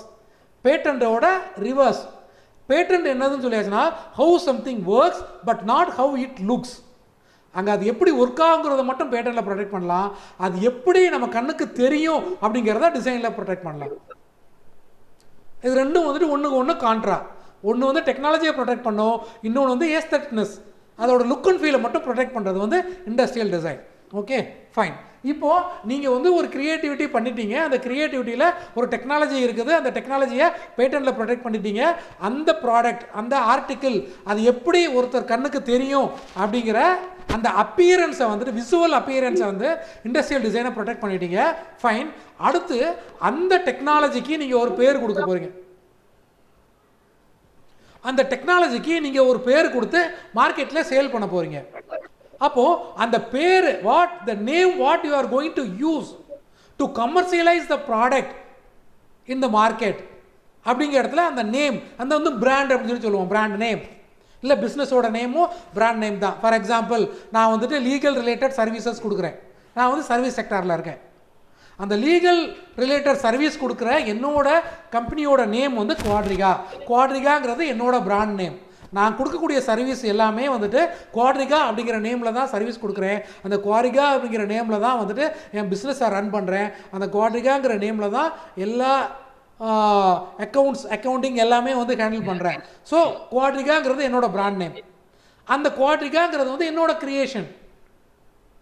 அந்த குவாட்ரிகா அப்படிங்கிறது வந்து directly associated with a business, a brand, a mark, a word which is directly associated with a business அப்படின்னு உங்களோட கிரியேஷனில் ஏதாவது இருந்ததுன்னா அந்த கிரியேஷனை வந்துட்டு நீங்கள் வந்துட்டு ட்ரேட்மார்க் அப்படிங்கிற ரைட்ஸில் ப்ரொடெக்ட் பண்ணிட்டீங்கன்னா அது வந்துட்டு ஒரு ப்ரொடெக்ஷன் கொடுக்கும். அதுதான் வந்துட்டு ட்ரேட்மார்க் ரைட்ஸ், ஒரு ஐபி ரைட், ஒரு கைண்ட் ஆஃப் ஐபி ரைட். நீங்கள் பண்ணின அந்த டெக்னாலஜியை ஒரு நேமில் சேல் பண்ண போகிறீங்க. அந்த நேமை ட்ரேட்மார்க் அப்படிங்கிற ரைட்ஸில் ரெஜிஸ்டர் பண்ணிங்கன்னா அந்த word will become a trademark of your business. For example car Maruti அப்படிங்கிற காரு, மாருதி ஸ்விஃப்ட் அப்படின்னு ஒரு கார் இருக்குது. அந்த மாருதி ஸ்விஃப்ட் அப்படிங்கிற காரு, அந்த நேம் மாருதி ஸ்விஃப்ட் அப்படிங்கிற நேமை வேற ஒரு யாருமே ஒருத்தரும் அந்த மார்க்கெட்டில் யூஸ் பண்ண முடியாது. ஏன்னா நான் ரெஜிஸ்டர் பண்ணிட்டேன். அது ஒரு ப்ரொடெக்ஷன் கொடுக்கும் உங்களுக்கு. ஒரு சர்டைன் பீரியட் ஆஃப் டைம் இந்த டெரிட்டரிக்குள்ளே, இந்தியா டெரிட்டரிக்குள்ளே மாருதி ஸ்விஃப்ட் அப்படிங்கிற நேமை யாருமே வந்துட்டு காருக்கு யூஸ் பண்ணக்கூடாது. அந்த ஆர்டிக்கிள் கார் அப்படிங்கிற ஆர்டிக்கிளுக்கு யூஸ் பண்ணக்கூடாது. அதே மாதிரி என்னோட பிஸ்னஸ் குவாட்ரிகாங்கிற நேமில் நாங்கள் லீகல் சர்வீஸ் கொடுத்துக்கிட்டு இருக்கேன். இந்த லீகல் சர்வீஸில் நான் இங்கே ப்ரொடெக்ஷன் எடுத்துருக்கிறதுனால குவாட்ரிகாங்கிற நேமை யாருமே லீகல் சர்வீஸ் கொடுக்கறதுக்கு யூஸ் பண்ண முடியாது. ஸோ ஐ ஆம் restricting my competitors from using my mark. அதனால என்ன பண்ணீங்கன்னா உங்கள் காம்படிட்டர்ஸ் இருந்து உங்களுக்கு ஒரு ப்ரொடெக்ஷன் எடுத்துக்கிறீங்க, உங்களை சேஃப்கார்டு பண்ணிக்கிறீங்க. ஒரு டெக்னாலஜி கண்டுபிடிச்சிருக்கீங்க, அந்த டெக்னாலஜியை வந்து பேட்டன்ட் எடுத்திருக்கீங்க, அந்த டெக்னாலஜிக்கு வந்துட்டு ஒரு நேம் வச்சுருக்கீங்க, அதுக்கு ட்ரேட்மார்க் எடுத்துட்டீங்க. அந்த டெக்னாலஜியும் யாரும் காப்பி அடிக்க முடியாது, ஏன்னா பேட்டன்ட் ரைட்ஸ் எடுத்துட்டீங்க. அந்த டெக்னாலஜியை யாரும் காப்பி அடித்தாங்கன்னா அந்த பேட்டன்ட் ரைட்ஸ் மூலமாக அவங்க எல்லாம் லீகல் ஆக்ஷன் எடுப்பீங்க. அதை ஒரு நேம் வச்சுருக்கீங்க, அந்த நேம் அதே மாதிரி ப்ராடக்ட் யாராவது சேல் பண்ணாங்கன்னா அவங்க மேலே இந்த நேமை வச்சுட்டு என்னோட நேமில் ஃபார் எக்ஸாம்பிள் எடுத்துக்கோங்க, உங்களுக்கே எடுத்துக்கோங்க, doctor Mahalingam college of engineering and technology. இன்னொருத்தர் doctor Mahalingam college of engineering and டெக்னாலஜின்னு ஒருத்தர் ஆரம்பிக்க முடியாது. அது வந்து ஒரு ட்ரேட்மார்க், உங்கள் காலேஜோட நேம், யூனிக்னஸ். அதே மாதிரி நான் என்னோட நேமே சொன்னேன் இல்லையா, குவாட்ரிகா. இந்த நேமில் யாராவது லீகல் சர்வீஸ் கொடுத்தா, ஏன்னா இந்த குவாட்ரிகாங்கிறது நான் ட்ரேட்மார்க் ரெஜிஸ்ட்ரேஷன் பண்ணியிருக்கிறதுனால டைரெக்டாக அவங்களுக்கு ஒரு லீகல் நோட்டீஸ் அனுப்பி அவங்க மேலே நாங்கள் லீகல் ஆக்ஷன் எடுக்கலாம். அதுக்கு வந்துட்டு உங்களுக்கு வந்துட்டு சட்டப்படி உங்களுக்கு உரிமை உண்டு. அந்த ரைட்ஸ் எப்போ கிடைக்கும்னா, இந்த ட்ரேட்மார்க் ரைட்ஸ் உங்களோட அந்த மார்க்குக்கு எடுத்திருந்தால் மட்டும்தான் கிடைக்கும். அப்போ அந்த கிரியேஷனில் என்னென்ன டைப் ஆஃப் ப்ரொடெக்ஷன்லாம் உங்களுக்கு அப்ளிகபிள் ஆகுதோ அது எல்லாம் நீங்கள் எடுக்கணும். அப்போ நீங்கள் வந்து என்னென்ன உங்கள் கிரியேஷனில் என்னென்ன டைப் ஆஃப் ஐபி எல்லாம் இருக்குங்கிறத நீங்கள் ஐடென்டிஃபை பண்ணணும். டெக்னாலஜி இருந்தது, பேட்டர்ன் பண்ணிட்டீங்க. அதுக்கு வந்துட்டு எப்படி அப்பியரன்ஸ்னு ஒரு யூனிக் அப்பியரன்ஸ் இருக்குது, டிசைன் அப்ளிகேஷன் போட்டுட்டீங்க, அதுக்கு டிசைன் ரைட் எடுத்துட்டீங்க. அதுக்கு ஒரு நேமில் நான் சேல் பண்ண போகிறேன், அந்த நேமுக்கு ட்ரேட்மார்க் எடுத்துட்டீங்க. டெக்னாலஜியையும் ப்ரொடெக்ட் பண்ணிட்டீங்க, அது எப்படி ஒருத்தர் பார்க்கும்போது இருக்குங்கிறதையும் ப்ரொடெக்ட் பண்ணிட்டீங்க. அதுக்கு ஒரு நேமையும் யாரையும் யூஸ் பண்ண விடாமல் பண்ணிட்டீங்க. அடுத்தது காப்பிரைட் அப்படிங்கிறது என்னன்னு சொல்லியாச்சுன்னா, நான் முதலே சொன்னேன், ஒரு ஆத்தர் ஒரு புக் எழுதியிருக்கீங்க, ஒரு கதை எழுதியிருக்கீங்க, இல்லாட்டினா ஒரு சப்ஜெக்ட்டுக்கு வந்துட்டு as a lecturer as a faculty நீங்கள் வந்துட்டு ஒரு சப்ஜெக்ட்டுக்கு வந்து ஒரு புக்கு வந்து நீங்கள் போட்டிருக்கீங்க, ஒரு புக் எழுதியிருக்கீங்க. இல்லை ஒரு சிங்கர் நீங்கள் பாட்டு பாடியிருக்கீங்க, ஒரு ஃபோட்டோகிராஃபர் ஒரு ஃபோட்டோ எடுத்திருக்கீங்க, வீடியோகிராஃபர் ஒரு வீடியோ எடுத்திருக்கீங்க, ஒரு கவிஞர் ஒரு கவிதை எழுதியிருக்கீங்க. அப்போது அதெல்லாம் வந்துட்டு உங்களோட கிரியேட்டிவிட்டி. அந்த கிரியேஷன்ஸ்க்கு வந்துட்டு ஒரு ப்ரொடெக்ஷன் வேணும். அது எல்லாமே வந்து அங்கே இடத்துல வந்துட்டு டெக்னிக்காலிட்டி கிடையாது. அந்த ஒரு ஒர்க்கு நீங்கள் வந்து ஒரு புக்கு எழுதுறீங்கன்னு சொல்லியாச்சுன்னா அது வந்து லிட்ரரி ஒர்க். ஒரு படம் வரைகிறீங்கன்னு சொல்லியாச்சுன்னா அது வந்து ஆர்டிஸ்டிக் ஒர்க். அது வந்து டெக்னாலஜியில் வராது. அதை வந்து ஒரு ஆர்டிக்கிளில் வந்து அப்ளை பண்ணிட்டீங்கன்னா அது டிசைனில் போயிடும். அது ஆசச் ஒரு படம் வரைஞ்சிருக்கீங்க, அது ஆசச் நான் ப்ரொடெக்ட் பண்ணணும்னா அதை டிசைனில் ப்ரொடெக்ட் பண்ண முடியாது. அதுக்கு ஒரு நேம் இருந்தால் கூட அந்த அதை வந்துட்டு ஒரு புக்குக்கு ஒரு நேம் கொடுத்தா கூட அந்த நேம் வந்து ட்ரேட்மார்க்கில் கொண்டு வர முடியாது. ஏன்னா அது என்ன ப்ரொடெக்ட் பண்ண போகிறதுனா அந்த ட்ரேட்மார்க் அப்படிங்கிறது உள்ள கண்டென்ட்டை ப்ரொடெக்ட் பண்ணாது. அப்போ அந்த கண்டென்ட்டை ப்ரொடெக்ட் பண்ணணும் அப்படின்னு சொல்லியாச்சுன்னா அது ஒரு லிட்ரரியாக ஒர்க்காக வந்துட்டு காப்பிரைட்டில் தான் ப்ரொடெக்ட் பண்ணணும். ஒரு ஃபோட்டோ எடுத்தது ஃபோட்டோ ஆசச் ப்ரொடெக்ட் பண்ணணும்னா வேறு எந்த டைப்புக்குள்ளேயும் போகாது. அதனால வந்துட்டு காப்பிரைட்டில் ப்ரொடெக்ட் பண்ணணும். ஒரு சினிமா எடுத்திருக்கேன், ஒரு சாஃப்ட்வேர் ஒரு ப்ரோக்ராம் எழுதியிருக்கேன், ஒரு கோட் எழுதியிருக்கேன் அப்படின்னு சொல்லியாச்சுன்னா அந்த கோட் ஆசச் அப்படிங்கிறது வந்துட்டு ஒரு எண்டு ப்ராடக்ட் அப்படிங்கிறது வந்துட்டு வேறு. பட் அந்த கோட் ஆசச் அப்படிங்கிறது வந்து ஒரு லிட்ரரி ஒர்க்கு தான். அந்த கோட் ஆசச் நான் என்ன எழுதியிருக்கோம் அது வந்து ஒரு லிட்ரரி ஒர்க்குங்கிறதுனால காப்பிரைட்டில் நான் ப்ரொடெக்ட் பண்ணுவேன். அதனால் நம்ம என்ன கிரியேஷன் பண்ணியிருக்கோமோ அந்த கிரியேஷனில் என்னென்ன டைப் ஆஃப் ஐபிலாம் இருக்குங்கிறத ஐடென்டிஃபை பண்ணினா தான் அதுக்கு என்னென்ன ரைட்ஸ்லாம் வந்துட்டு நம்ம வந்துட்டு ப்ரொடெக்ஷன் எடுக்கலாம் அப்படிங்கிறது நமக்கு தெரியும். ஸோ அந்த கிரியேஷனில் இருக்கக்கூடிய இந்த என்னென்ன ஐபிலாம் அப்ளிகபிள் ஆகும் அப்படிங்கிறத ஐடென்டிஃபை பண்ணிவிட்டு அதுக்கேற்ற மாதிரி இந்த ஐபி ரைட்ஸ் வந்து நம்ம ப்ரொடெக்ஷன் சவுட் பண்ணணும். அப்போ தான் வந்துட்டு நமக்கு ஃபுல் ஃப்ளெட்ஜ்டு வந்துட்டு ஒரு ரைட்ஸ் வந்துட்டு நமக்கு கிடைக்கும்.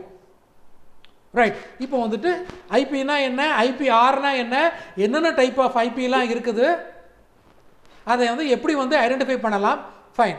இப்போது இந்த ஒரு டைப் ஆஃப் ஐபியையும் நான் என்ன சொன்னேன்னா, ஐபி ரைட்ஸ் அப்படிங்கிறது வந்து ஒரு ஸ்டாச்சுட்டரி ரைட்ஸ், சட்டப்படி அப்படின்னு சொல்லி சொன்னேன். ப்ராப்பர்ட்டி ரைட்ஸ், சொத்து உரிமை அப்படின்னு எடுத்துக்கிட்டோம்னா அதை வந்து ப்ராப்பர்ட்டி ஆக்ட்னு தனியாக ஒரு ஆக்ட் இருக்குது. வெஹிக்கிள் அப்படின்னு சொல்லியாச்சுன்னா வந்துட்டு அது வந்துட்டு வெஹிக்கிள் ஆக்ட் தனியாக ஒன்று இருக்குது, மோட்டார் வெஹிக்கிள் ஆக்ட் அப்படின்னு. அந்த ஆக்டில் தான் அதை ரிஜிஸ்ட்ரேஷன் பண்ணுவாங்க. அது ப்ராப்பர்ட்டி இருக்குது அப்படின்னு சொல்லியாச்சுன்னா அதுக்குள்ள ரைட்ஸ் ஒரு ஆக்ட் இருக்குது, அந்த ஆக்டில் தான் ரிஜிஸ்டர் பண்ணுவாங்க.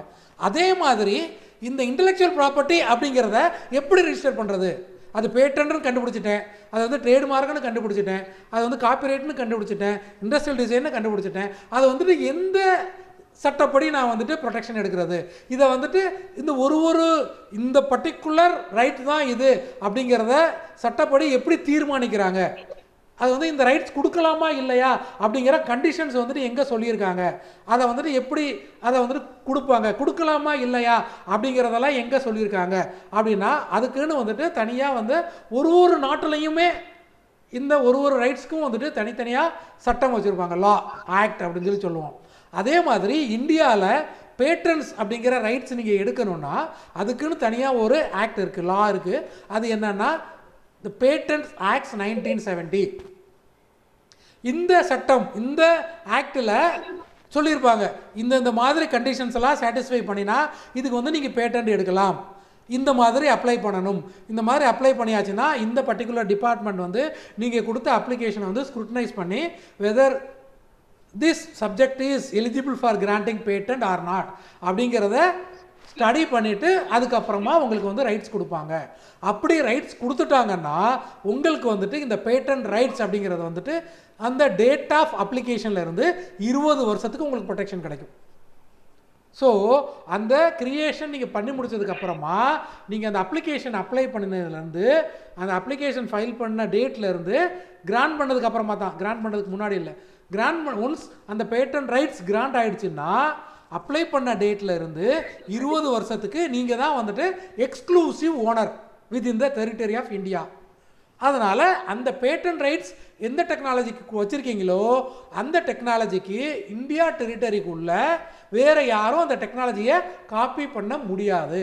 அப்படி காப்பி அடித்தால் அவங்க மேலே நீங்கள் லீகல் ஆக்ஷன் எடுக்கலாம். இதுதான் வந்துட்டு இந்த கண்டிஷன்ஸ், ரூல்ஸ் அண்ட் ரெகுலேஷன்ஸ் எல்லாமே எப்படி அப்ளை பண்ணணும், அதை வந்து எப்படி எக்ஸாமின் பண்ணுவாங்க, அதை எக்ஸாமின் பண்ணதுக்கப்புறமா அடுத்த ஸ்டெப் என்ன, அதுக்கப்புறம் கொடுத்தாங்களா மாட்டாங்களா, கொடுத்ததுக்கப்புறம் என்ன பண்ணணும், அதுக்கு எப்படி லீகல் ஆக்ஷன் எடுக்கணும், எங்கே அப்ரோச் பண்ணணும், அது என்னென்ன ப்ரொசீஜர்ஸ்லாம் ஃபாலோ பண்ணணும், இது எல்லாமே வந்து அந்த பேட்டன்ட் ஆக்ட்ஸ் அப்படிங்கிற அந்த ஆக்டில் வந்து சொல்லியிருப்பாங்க. அதே மாதிரி அந்த ஏஸ்தட்டிக்ஸ் அப்பியரன்ஸ் இருக்கு இல்லையா, அதுக்கு ப்ரொடெக்ஷன் போகிறதுக்கு டிசைன் ஆக்ட் 2000 அப்படிங்கிற அந்த ஆக்டுக்கு அண்டரில் வந்து இங்கே வந்து அது எல்லா ப்ரொவிஷன்ஸும் சொல்லியிருப்பாங்க. அந்த ஆக்ட் அண்டரில் அவர் அப்ளிகேஷன் ஃபைல் பண்ணியாச்சுன்னா இந்த ஆக்டை பேசிஸாக வச்சு அந்த டிசைன் அப்படிங்கிற ஒரு ரிஜிஸ்ட்ரேஷன் உங்களுக்கு கொடுப்பாங்க, ஒரு சர்டிஃபிகேட் கொடுப்பாங்க. பேட்டன்ட் அப்படிங்கும்போது கிராண்ட் ஆகும்போது ஒரு சர்டிஃபிகேட் கொடுப்பாங்க. அதுதான் உங்களோட ஓனர்ஷிப்கான எவிடன்ஸ். அப்போ அந்த டிசைன் ரைட்ஸ் கிடச்சாச்சு அப்படின்னு சொல்லியாச்சுன்னா டிசைன் ரைட்ஸ் வந்துட்டு நார்மலாக வந்து 10 வருஷம் கொடுப்பாங்க. அதை வந்து எக்ஸ்டெண்ட் பண்ணிக்கலாம், ஒரு 5 வருஷம் எக்ஸ்ட்ராவாக 15 வருஷத்துக்கு அந்த டிசைனை வேறு யாரும் யூஸ் பண்ண முடியாத அளவுக்கு நீங்கள் எக்ஸ்டெண்ட் பண்ணிக்கலாம். இது வந்து டிசைன். தேர்ட் ஒன் அப்படிங்கிறது வந்துட்டு காப்பிரைட். காப்பிரைட் அப்படிங்கிறது வந்து நிறைய கேட்டகரிஸ் இருக்குது. லிட்ரரி ஒர்க், ஆர்டிஸ்டிக் ஒர்க்கு, அப்புறம் வந்துட்டு சினிமோகிராஃபி, வீடியோகிராஃபி, சிங்கிங், அது எல்லாம் ஒரு கேட்டகரிக்கும் ஒரு மாதிரி போகும். அதில் வந்துட்டு லிட்ரரி ஒர்க் அப்படின்னு எடுத்துக்கிட்டிங்கன்னா ஒரு ஆத்தர் இருக்கார் இல்லையா, அந்த ஆத்தரோட லைஃப் டைம் ஃபுல்லாக கொடுத்து அதுக்கப்புறம் ஒரு 60 வருஷம் கொடுப்பாங்க. அது வரைக்கும் அந்த காப்பிரைட் அந்த லிட்ரரி ஒர்க்குக்கான டைம் உங்களுக்கு வந்து ப்ரொடெக்ஷன் கொடுக்கும். அது வரைக்கும் வந்துட்டு நீங்கள் லீகல் ஆக்ஷன் எடுத்துக்கலாம். அதுக்கு இடையில ஒருத்தர் இறந்துட்டா கூட அந்த ரிமைனிங் இருக்கிற 60 வருஷத்துக்கு அவங்களோட வாரிசு வந்துட்டு அதை வந்து யூஸ் பண்ணிக்கலாம். இந்த இடத்துல மட்டும் காப்பிரைட்டில் மட்டும் ஒருத்தர் அவரோட ஆயுள் முழுசும் யூஸ் பண்ணிவிட்டு அதுக்கப்புறமா வந்துட்டு ஒரு சர்டன் பீரியட் ஆஃப் டைத்துக்கு வந்து அந்த ப்ரொடெக்ஷன் வந்துட்டு ப்ரொலாங் ஆகும். அந்த ப்ரொலாங் ஆகிற டயத்துக்கு இறந்து போயிட்டாருன்னா அவரோட வாரிசு அந்த ரைட்ஸை வந்துட்டு யூஸ் பண்ணிக்கலாம் இதில் மட்டும். பட் அதுவும் கூட லிமிட்டட் டைம் தான், ஒரு டயத்துக்கு அப்புறம் அதுவும் பப்ளிக் டொமைன் போயிடும் யார் வேணாலும். அது ஏன் இந்த லிமிட்டேஷன்னா, லிமிட்டேஷன் இருக்கிற வரைக்கும் உங்கள் கையில் ரைட்ஸ் இருக்கிற வரைக்கும் நீங்கள் வந்துட்டு மற்றவங்களை வந்து யூஸ் பண்ண விடாமல் ரெஸ்ட்ரிக்ட் பண்ணுவீங்க. எதுக்காகனா நீங்கள் வந்து கமர்ஷியலாக ரெவென்யூ எடுக்கணும், நீங்கள் இன்வெஸ்ட் பண்ண டைமுக்கும் மணிக்கும் நீங்கள் ரெவென்யூ எடுக்கணுங்கிறதுக்காக. ஒன்ஸ் அந்த டைம்லைன் முடிஞ்ச உடனே அது வந்து ஓப்பன் டு ஆல், யார் வேணாலும் அதை வந்து ஃப்ரீயாக யூஸ் பண்ணிக்கலாம். அதுக்காக தான் அந்த டைம் லிமிட்டேஷன் வச்சுருக்காங்க. இந்த ட்ரேட்மார்க் அப்படிங்கிறது என்ன அப்படின்னு சொல்லியாச்சுன்னா, அந்த ட்ரேட்மார்க்னால் என்னன்னு சொன்னேன். ஒரு மார்க்கு, ஒரு லோகோவாக இருக்கலாம், ஒரு பிராண்ட் நேமாக இருக்கலாம். இப்போ நான் சொன்ன மாதிரி மாருதி ஸ்விஃப்ட்னு சொன்னேன், பெப்சி, கொக்கோகோலா, இது எல்லாம் வந்துட்டு ஒரு நேம், ஒரு பிராண்ட் நேம், ஒரு பிஸ்னஸோட டைரெக்டாக அசோசியேட் ஆகிருக்கிறது. அது வந்துட்டு ஒரு பிஸ்னஸ் பர்பஸ்க்காக யூஸ் பண்ணக்கூடிய விஷயங்கள்.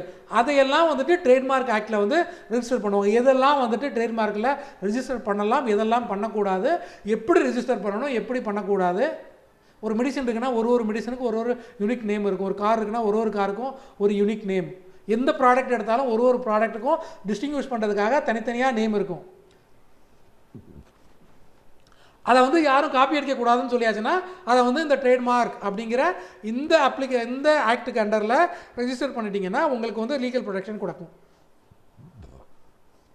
இந்த ட்ரேட்மார்க் ரெஜிஸ்ட்ரேஷன் நீங்கள் அப்ளை பண்ண டேட்டில் இருந்துட்டு இனிஷியலாக 10 வருஷத்துக்கு ப்ரொடெக்ஷன் கொடுக்கும். அதுக்கப்புறமா நீங்கள் வந்துட்டு ரினியூ பண்ணிக்கலாம். எவ்ரி 10 இயர்ஸ் ஒன்ஸ் நீங்கள் ரினியூ பண்ணி நீங்கள் கண்டினியூஸாக யூஸ் பண்ணலாம்.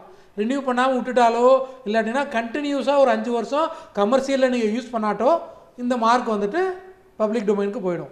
நீங்கள் ரினியூ பண்ணிகிட்டே இருந்தால் கூட நீங்கள் கண்டினியூஸாக கமர்ஷியலுக்கு பிஸ்னஸ் பர்பஸ்க்கு நீங்கள் யூஸ் பண்ணலை அப்படின்னு யாராவது ப்ரூவ் பண்ணிட்டாருன்னா அந்த மார்க் மேலே உங்களுக்கு இருக்கக்கூடிய உரிமை உங்கள் கையை விட்டு போயிடும். அதனால் இதுவும் கண்டிஷனல் தான். Exclusive right extendable for every 10 years அப்படின்னு இருந்தாலும் கூட நீங்கள் வந்து கண்டினியூஸாக பிஸ்னஸ்க்கு யூஸ் பண்ணிகிட்டே வந்தால் தான். அதை நிப்பாட்டிட்டீங்க அப்படின்னு சொல்லியாச்சுன்னா ஒரு பாயிண்ட் ஆஃப் டைமில் அதை வந்து பப்ளிக் டொமைனில் போகணும், வேறு யார் வேணாலும் யூஸ் பண்ணிக்குவாங்க, நீங்கள் வந்து லீகல் ஆக்ஷன் எடுக்க முடியாது. ஸோ இதுதான் வந்துட்டு major 4 types of intellectual property rights available not only in India, எல்லா டெரிட்டரிலையும் எல்லா கண்ட்ரீஸ்லையும் வந்துட்டு இருக்குது. இப்போ இந்தியாவில் நான் வந்துட்டு ஒரு ஐபி ப்ரொடெக்ஷன் எடுக்கணும்னா, பேட்டன் ப்ரொடெக்ஷன் எடுக்கணும்னா இந்த பேட்டன் லா படி இந்தியாவில் அப்ளை பண்ணுவேன். இதே மாதிரி வேறு ஒரு கண்ட்ரியில் நான் பேட்டன் ப்ரொடெக்ஷன் எடுக்கணும்னா இந்தியாவில் ஃபைல் பண்ணதுக்கு அப்புறமா, இந்தியாவில் பேட்டன் வாங்கினதுக்கு அப்புறமா இல்லை, இந்தியாவில் பேட்டன் அப்ளிகேஷன் ஃபைல் பண்ணதுக்கு அப்புறமா 12 மாதத்துக்கு உள்ள வேறு ஒரு கண்ட்ரிலையும் நீங்கள் ஒரு அப்ளிகேஷன் போட்டு எனக்கு இந்த மாதிரி ஒரு க்ரியேஷன் பண்ணியிருக்கேன், இந்தியாவில் அப்ளை பண்ணியிருக்கேன், இந்த அப்ளிகேஷனுக்கு இந்த க்ரியேஷனுக்கு உங்களோட கண்ட்ரியில் எனக்கு ரைட்ஸ் கிராண்ட் பண்ணுங்கள் அப்படின்னு சொல்லி இன்னொரு கண்ட்ரியில் நீங்கள் அப்ளிகேஷன் கொடுக்கலாம். அவங்க கண்ட்ரியில் அதே மாதிரி ஒரு லா இருக்கும், அவங்களோட ப்ரொசீஜர் படி வந்துட்டு எக்ஸாமின் பண்ணி கிராண்ட் பண்ணவா வேண்டாமான்னு சொல்லி கொடுப்பாங்க. அங்கேயும் கொடுத்துட்டாங்கன்னா இந்தியாவிலையும் உங்களுக்கு பேட்டன்ட் இருக்கும், அங்கேயும் ஆனால் சைமில்டேனியஸாக பேரலாக ஒரே நேரத்தில் வேறு கண்ட்ரீஸ்லையும் நீங்கள் பேட்டன்ட் வச்சுருக்கலாம். இதுதான் வந்துட்டு கோ எக்ஸிஸ்டன்ஸ் அப்படின்னு சொல்லி சொன்னேன். ஒரே நேரத்தில் வேறு கண்ட்ரியில் வந்து நீங்கள் ரிஜிஸ்ட்ரேஷன் எடுத்து கோ எக்ஸிஸ்டன்ஸாக அந்தந்த கண்ட்ரியில் நீங்கள் ப்ரொடெக்ஷன் வச்சுக்கலாம், இந்தியாலையும் வச்சுக்கலாம், ஃபாரின் கண்ட்ரிலையும் வச்சுக்கலாம். அதே மாதிரி எல்லாத்துக்குமே இப்போ டிசைன் எடுத்துக்கிட்டிங்கன்னா பேட்டன்ட்டுக்கு வந்துட்டு 12 months டைம் கொடுப்பாங்க. டிசைன் எடுத்துக்கிட்டிங்கன்னா இந்தியாவில் ஃபைல் பண்ணதில் இருந்துட்டு 6 மாதத்துக்குள்ளே மற்ற கண்ட்ரீஸ்க்கு எடுத்துகிட்டு போகணும். அதே மாதிரி ட்ரேட்மார்க்கு எடுத்துக்கிட்டிங்கனாலும் 6 மாதத்துக்குள்ளே மற்ற ஒரு கண்ட்ரியில் போய் அப்ளிகேஷன் கொடுத்தீங்கன்னா அந்த கண்ட்ரிலையும் உங்களுக்கு ப்ரொடெக்ஷன் கொடுப்பாங்க. பட் ஒரு கண்ட்ரிக்கும் அந்த ப்ரொடெக்ஷன் எடுத்துகிட்டு போகும்போது அந்தந்த கண்ட்ரிக்குன்னு இதுக்கு வந்துட்டு சம்மந்தப்பட்ட ஒரு லா இருக்கும். அந்த லா அவங்களோட ப்ரொசீஜர் படி தான் வந்துட்டு கிராண்ட் பண்ணுவாங்க. இப்போ இதில் இன்னொரு முக்கியமான விஷயம் என்ன அப்படின்னு சொல்லியாச்சுன்னா, நீங்கள் கிரியேட் பண்ணுற எல்லா விஷயத்துமே ஈவன்தோ உங்களோட கிரியேஷனில் வந்துட்டு டெக்னிக்காலிட்டி இருந்தால் கூட அப்படியே பேட்டன் கொடுத்துருவாங்களான்னா கொடுக்க மாட்டாங்க. அப்படின்னு சொல்லியாச்சுன்னா ஒரு பேட்டன் கொடுக்கணும் அப்படின்னு சொல்லியாச்சுன்னா அதுக்கு வந்துட்டு ஸ்டாண்டர்ட் க்ரைட்டேரியா அப்படின்னு சொல்லி ஒரு க்ரைட்டேரியா இருக்குது. அது வந்துட்டு ஸ்டாண்டர்ட் க்ரைட்டேரியா அப்படின்னு சொல்லி எடுத்துக்கிட்டோம்னா 3 மேஜர் க்ரைட்டேரியா இருக்குது. ஒன்று வந்துட்டு நாவல்ட்டி, ரெண்டாவது வந்துட்டு இன்வென்டிவ் ஸ்டெப், மூணாவது வந்துட்டு இண்டஸ்ட்ரியல் அப்ளிகபிலிட்டி அப்படின்னு சொல்லி சொல்லுவாங்க. நாவல்ட்டி அப்படிங்கிறது வந்துட்டு என்னதுன்னா, இது வரைக்கும் இந்த மாதிரி ஒரு விஷயம் உலகத்தில் எங்கேயுமே இருந்திருக்கக்கூடாது. அது வந்துட்டு நாவல்ட்டி அப்படிங்கிற க்ரைட்டேரியா. இந்த நாவல்ட்டிங்கிற க்ரைட்டேரியா எல்லா விஷயத்துக்குமே பொருந்தும். டிசைன் போனாலும் அதில் இந்த க்ரைட்டேரியா பொருந்தும், காப்பிரைட் போனாலும் இந்த க்ரைட்டேரியா பொருந்தும், ட்ரேட்மார்க் போனாலும் இந்த க்ரைட்டேரியா பொருந்தும். எப்போவுமே இந்த நீங்கள் பேட்டன் போனாலும் சரி, இங்கே போனாலும் சரி, நீங்கள் போகக்கூடிய விஷயம் இது வரைக்கும் உலகத்தில் எங்கேயுமே இருந்திருக்கக்கூடாது. பேட்டனை பொறுத்தளவுக்கு, டிசைனை பொறுத்தளவுக்கு, காப்பிரைட்டுக்கு. ட்ரேட்மார்க்குள்ளே டெரிட்டரியில் மட்டும் பார்ப்பாங்க மோஸ்ட்லி. இந்தியாவுக்குள்ளே பிஸ்னஸ் பண்ணுறீங்கன்னா இந்த மாதிரி ஒரு பிராண்ட், இந்த மாதிரி ஒரு வார்த்தை இந்தியாவுக்குள்ளே இது வரைக்கும் இல்லை அப்படின்னு தெரிஞ்சிங்கன்னா இந்தியாவில் கொடுத்துருவாங்க. என்ற கண்ட்ரிலையுமே அப்படி தான். ஏன்னா சில வந்துட்டு டெரிட்டோரியல் பிளேயர்ஸ் இருப்பாங்க, டொமஸ்டிக்கில், அதாவது ரீஜனல் பிளேயர்ஸ் இருப்பாங்க. இப்போ நான் குவாட்ரிகானா நான் ஃபாரினில் போய் நான் வந்து லீகல் சர்வீஸ் பண்ணலை, அதனால் நான் குவாட்ரிகாங்கிற நேம் வந்து இந்தியாவில் யூஸ் பண்ணிக்கிட்டு இருக்கேன். ஃபாரினில் போய் எடுத்தால் கூட நான் ஃபாரினில் நான் யூஸ் பண்ணவே இல்லை, அங்கே பிஸ்னஸ் இல்லை அப்படின்னு சொல்லியாச்சுன்னா அதனால் அங்கே வந்து நீ ஈஎல்ஐ வந்து கிளைம் பண்ண முடியாது. அப்போ வந்து நம்ம யூஸ் பண்ணவே இல்லைன்னு சொல்லி வேறு ஒருத்தன் கிளைம் பண்ணலாம். பேட்டன்ட் வந்துட்டு இந்தியாவில் அப்ளை பண்ணா கூட ஃபாரினில் நான் அப்ளை பண்ணாட்டா கூட இன்னொருத்தனுக்கு கிடைக்காது. பேட்டண்ட்டை பொறுத்தளவுக்கு நாவல்ட்டி அப்படிங்கிறது உலகம் முழுசும் எங்கேயுமே அந்த டெக்னாலஜி இருக்கக்கூடாது. பட் ட்ரேட்மார்க்கை பொறுத்தளவுக்கு நான் இந்தியாவில் குவாட்ரிகான் நேம் வச்சுருந்தா கூட எனக்கு வந்து யூரோப்பில் இல்லை யூஎஸில் எனக்கு குவாட்ரிகாங்கிற நேம் நான் ரெஜிஸ்டர் பண்ணலை, யாருமே யூஸ் பண்ணலைன்னு சொல்லியாச்சுன்னா வேறு ஒருத்தருக்கு கொடுப்பாங்க. ஏன்னா டெரிட்டோரியல் அது வந்து ரீஜனல் பிளேயர்ஸ் தான். ரீஜனல் அந்த பிஸ்னஸ் அப்படிங்கிறது வந்து மோஸ்ட்லி ரீஜனல். அது வந்து இன்டர்நேஷ்னலாக யாரெல்லாம் பிஸ்னஸ் பண்ணுறாங்களோ அவங்களுக்கு மட்டும்தான் இன்டர்நேஷ்னலாக அவங்களோட மார்க்கை வந்து ப்ரொடெக்ட் பண்ணுவாங்க. அன்லஸ் அதர்வைஸ் நாட் ப்ரொடெக்டட் வேற ஒரு கண்ட்ரியில் வந்துட்டு அந்த நாவல்ட்டி பார்க்க மாட்டாங்க ட்ரேட்மார்க்குக்கு. பட் பேட்டன்ட்டுக்கு அப்படி கிடையாது. நாவல்ட்டிங்கிறது வேர்ல்டு வைடாக பார்ப்பாங்க. ஒரு விஷயம் நீங்கள் ப்ரப்போஸ் பண்ணக்கூடிய ஒரு டெக்னாலஜி இந்தியாவுக்குள்ளே இது வரைக்கும் வரவே இல்லை, அதனால் பேட்டன்ட் கொடுங்க நீங்கள் கேட்க முடியாது. வேறு ஒரு கண்ட்ரியில் இருந்தால் கூட இந்தியாவில் கொடுக்க மாட்டாங்க. டிசைனும் அப்படி தான், காப்பிரைட்டும் அப்படி தான். நாவல்ட்டி அப்படிங்கிறது வந்து அந்த கோர் ஐடியா, இந்த கோர் கான்செப்ட் பிகைண்ட் த லிட்ரரி ஒர்க், அது வந்து இருந்ததுன்னா எங்கே இருந்தாலும் கொடுக்க மாட்டாங்க. டிசைன்லேயும் அதே மாதிரி வந்துட்டு அந்த நாவல்ட்டி அப்படிங்கிறது புதுசாக இல்லாத பட்சத்தில் அதுக்கு கிடைக்காது. பேட்டன்ட்டில் இன்னொன்று வந்துட்டு இன்வென்டிவ்னஸ் அப்படிங்கிறது வந்துட்டு அந்த நீங்கள் கொடுத்துருக்கிற டெக்னிக்காலிட்டி வந்துட்டு ஏற்கனவே தனித்தனியாக யூஸ் பண்ணிக்கிட்டு இருக்காங்க, நான் எல்லாத்தையும் கம்பைன் பண்ணி ஒரு சிங்கிள் யூனிட்டாக கொடுத்துருக்கேன் அப்படிங்கும்போது வந்துட்டு அது நாவல்ட்டி வந்துடும். பட் வந்து இன்வென்டிவ்னஸ் அப்படிங்கிறது வந்துட்டு வராது அந்த இடத்துல. For example 2-in-1 3-in-1 3-in-1 சொல்லி சில ப்ராடக்ட்லாம் வரும். அந்த 2-in-1 3-in-1 அப்படிங்கிறது வந்துட்டு தனித்தனியாக இருக்கும். தனித்தனியாக இருக்கக்கூடியதை வந்துட்டு ஒரு சிங்கிள் பீஸாக கொடுத்து அந்த தனித்தனியாக இருக்கக்கூடிய விஷயத்த ஒரே போர்ட்டபுளாக கொடுத்து அதில் வந்து கொண்டு வந்து கனெக்ட் பண்ணியிருப்பீங்க. பட் ஒரு ஃபீச்சரும் தனித்தனியாக ஒர்க் ஆகும். ரெண்டுக்கும் இன்டர் ரிலேஷன்ஷிப் இருக்கவே இருக்காது. ஒன்றை சார்ந்து இன்னொன்று இல்லை அப்படிங்கும்போது வந்துட்டு ஒன்று தனித்தனி தான். அந்த இடத்துல வந்து இன்வென்டிவ்னஸ் இல்லை அப்படின்னு சொல்லிட்டு கொடுக்க மாட்டாங்க. ஸோ அந்த இடத்துல நாவல்ட்டியும் இருக்கணும், இன்வென்டிவ்னஸ் இருக்கணும். அதே மாதிரி நீங்கள் கண்டுபிடிச்சிருக்கக்கூடிய டெக்னிக்காலிட்டிக்கு வந்துட்டு இண்டஸ்ட்ரியாக வந்துட்டு யூஸ் இருக்கணும், ஒரு யூசர் இருக்கணும். யாருமே இதை வந்து யூஸ் பண்ணவே மாட்டாங்க அப்படிங்கும்போது ஒரு விஷயத்துக்கு அப்படிங்கிற ஒரு கிரியேஷனுக்கு வந்துட்டு கொடுக்க மாட்டாங்க.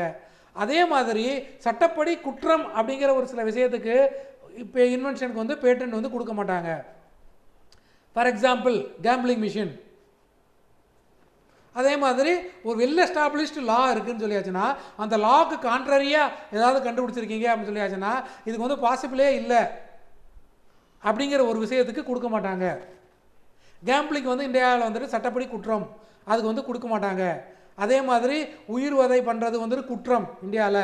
அதனால் ஒரு வந்துட்டு ஒரு ஈஸியாக வந்து how to kill a person easily using the device அப்படின்னு சொல்லி கொடுத்தீங்கன்னா அதுக்கு வந்து பேட்டன் கொடுக்க மாட்டாங்க.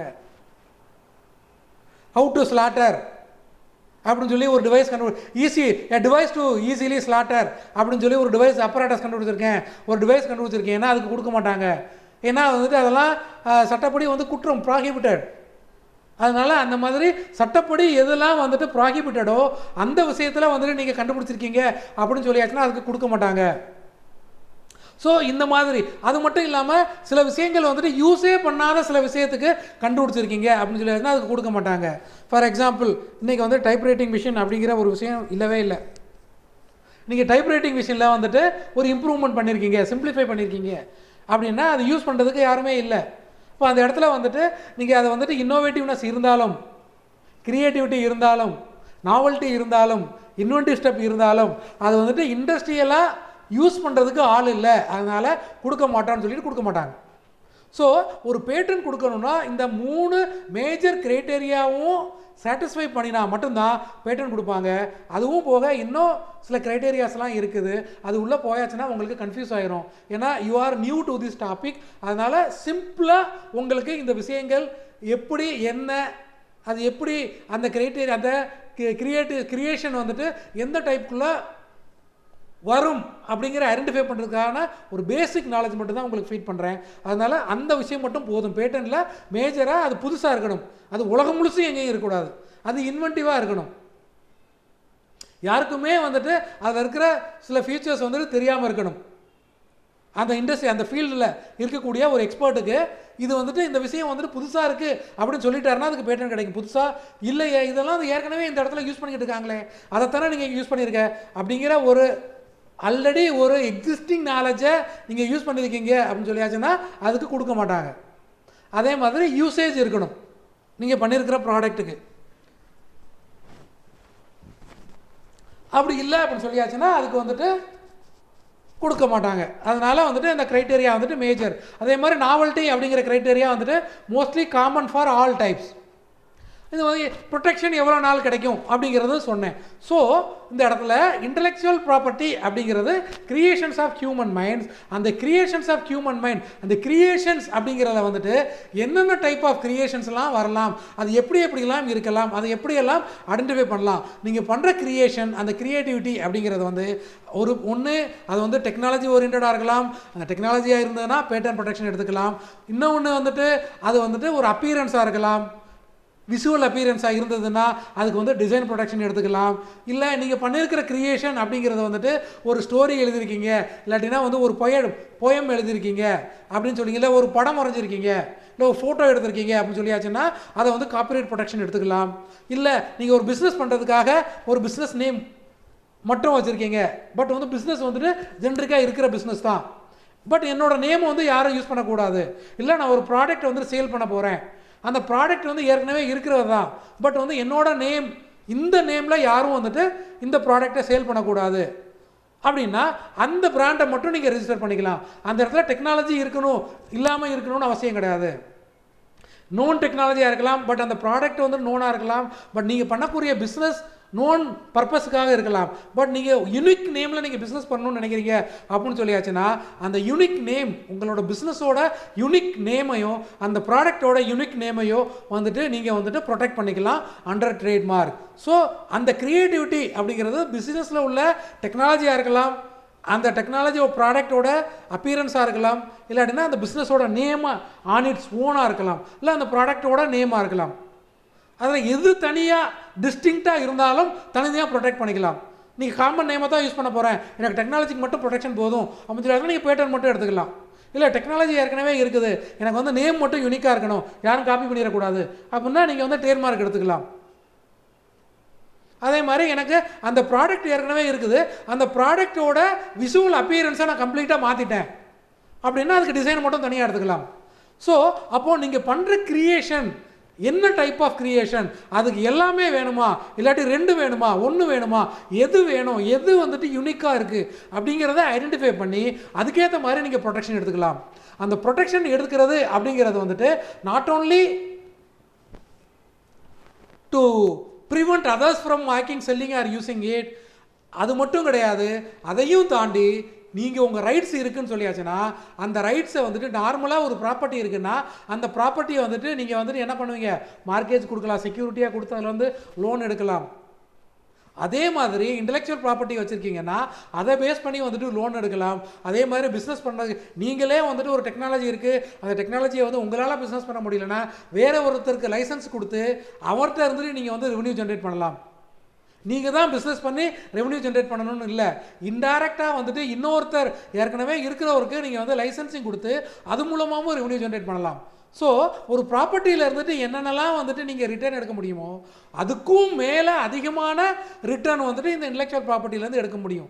அதனால் நீங்கள் வந்துட்டு நீங்கள் பண்ணுற க்ரியேஷன் என்ன டைப் ஆஃப் க்ரியேஷன் பண்ணுறீங்க, அதில் என்ன டைப் ஆஃப் ப்ரொடெக்ஷன் எடுக்க போகிறீங்க, அந்த ப்ரொடெக்ஷனில் இருந்துட்டு என்னெல்லாம் ரெவன்யூ நீங்கள் வந்து பிஸ்னஸ் பண்ணி ரெவன்யூ எடுக்க போகிறீங்களா, இல்லாட்டினா லைசன்ஸ் பண்ணி ரெவன்யூ எடுக்க போகிறீங்களா, எப்படியோ வந்துட்டு you can earn something out of the protection you have. அதுக்கெல்லாம் வந்துட்டு உங்களுக்கு வந்து ஒரு பேஸ் எங்கேருந்து கிடைக்கும்னா இந்த இன்டெலெக்சுவல் ப்ராப்பர்ட்டியை நீங்கள் ரைட்டாக ரெஜிஸ்டர் பண்ணினா மட்டும்தான் அந்த இடத்துல கிடைக்கும். அப்போ வந்து உங்களோட க்ரியேஷனில் இருக்கக்கூடிய ஸ்பெசிஃபிக் ரைட்ஸை ஐடென்டிஃபை பண்ணி அதுக்கு வந்து ரைட்ஸ் வந்துட்டு ரெஜிஸ்டர் பண்ணிட்டீங்கன்னா அதில் வந்து you can earn revenue out of the rights.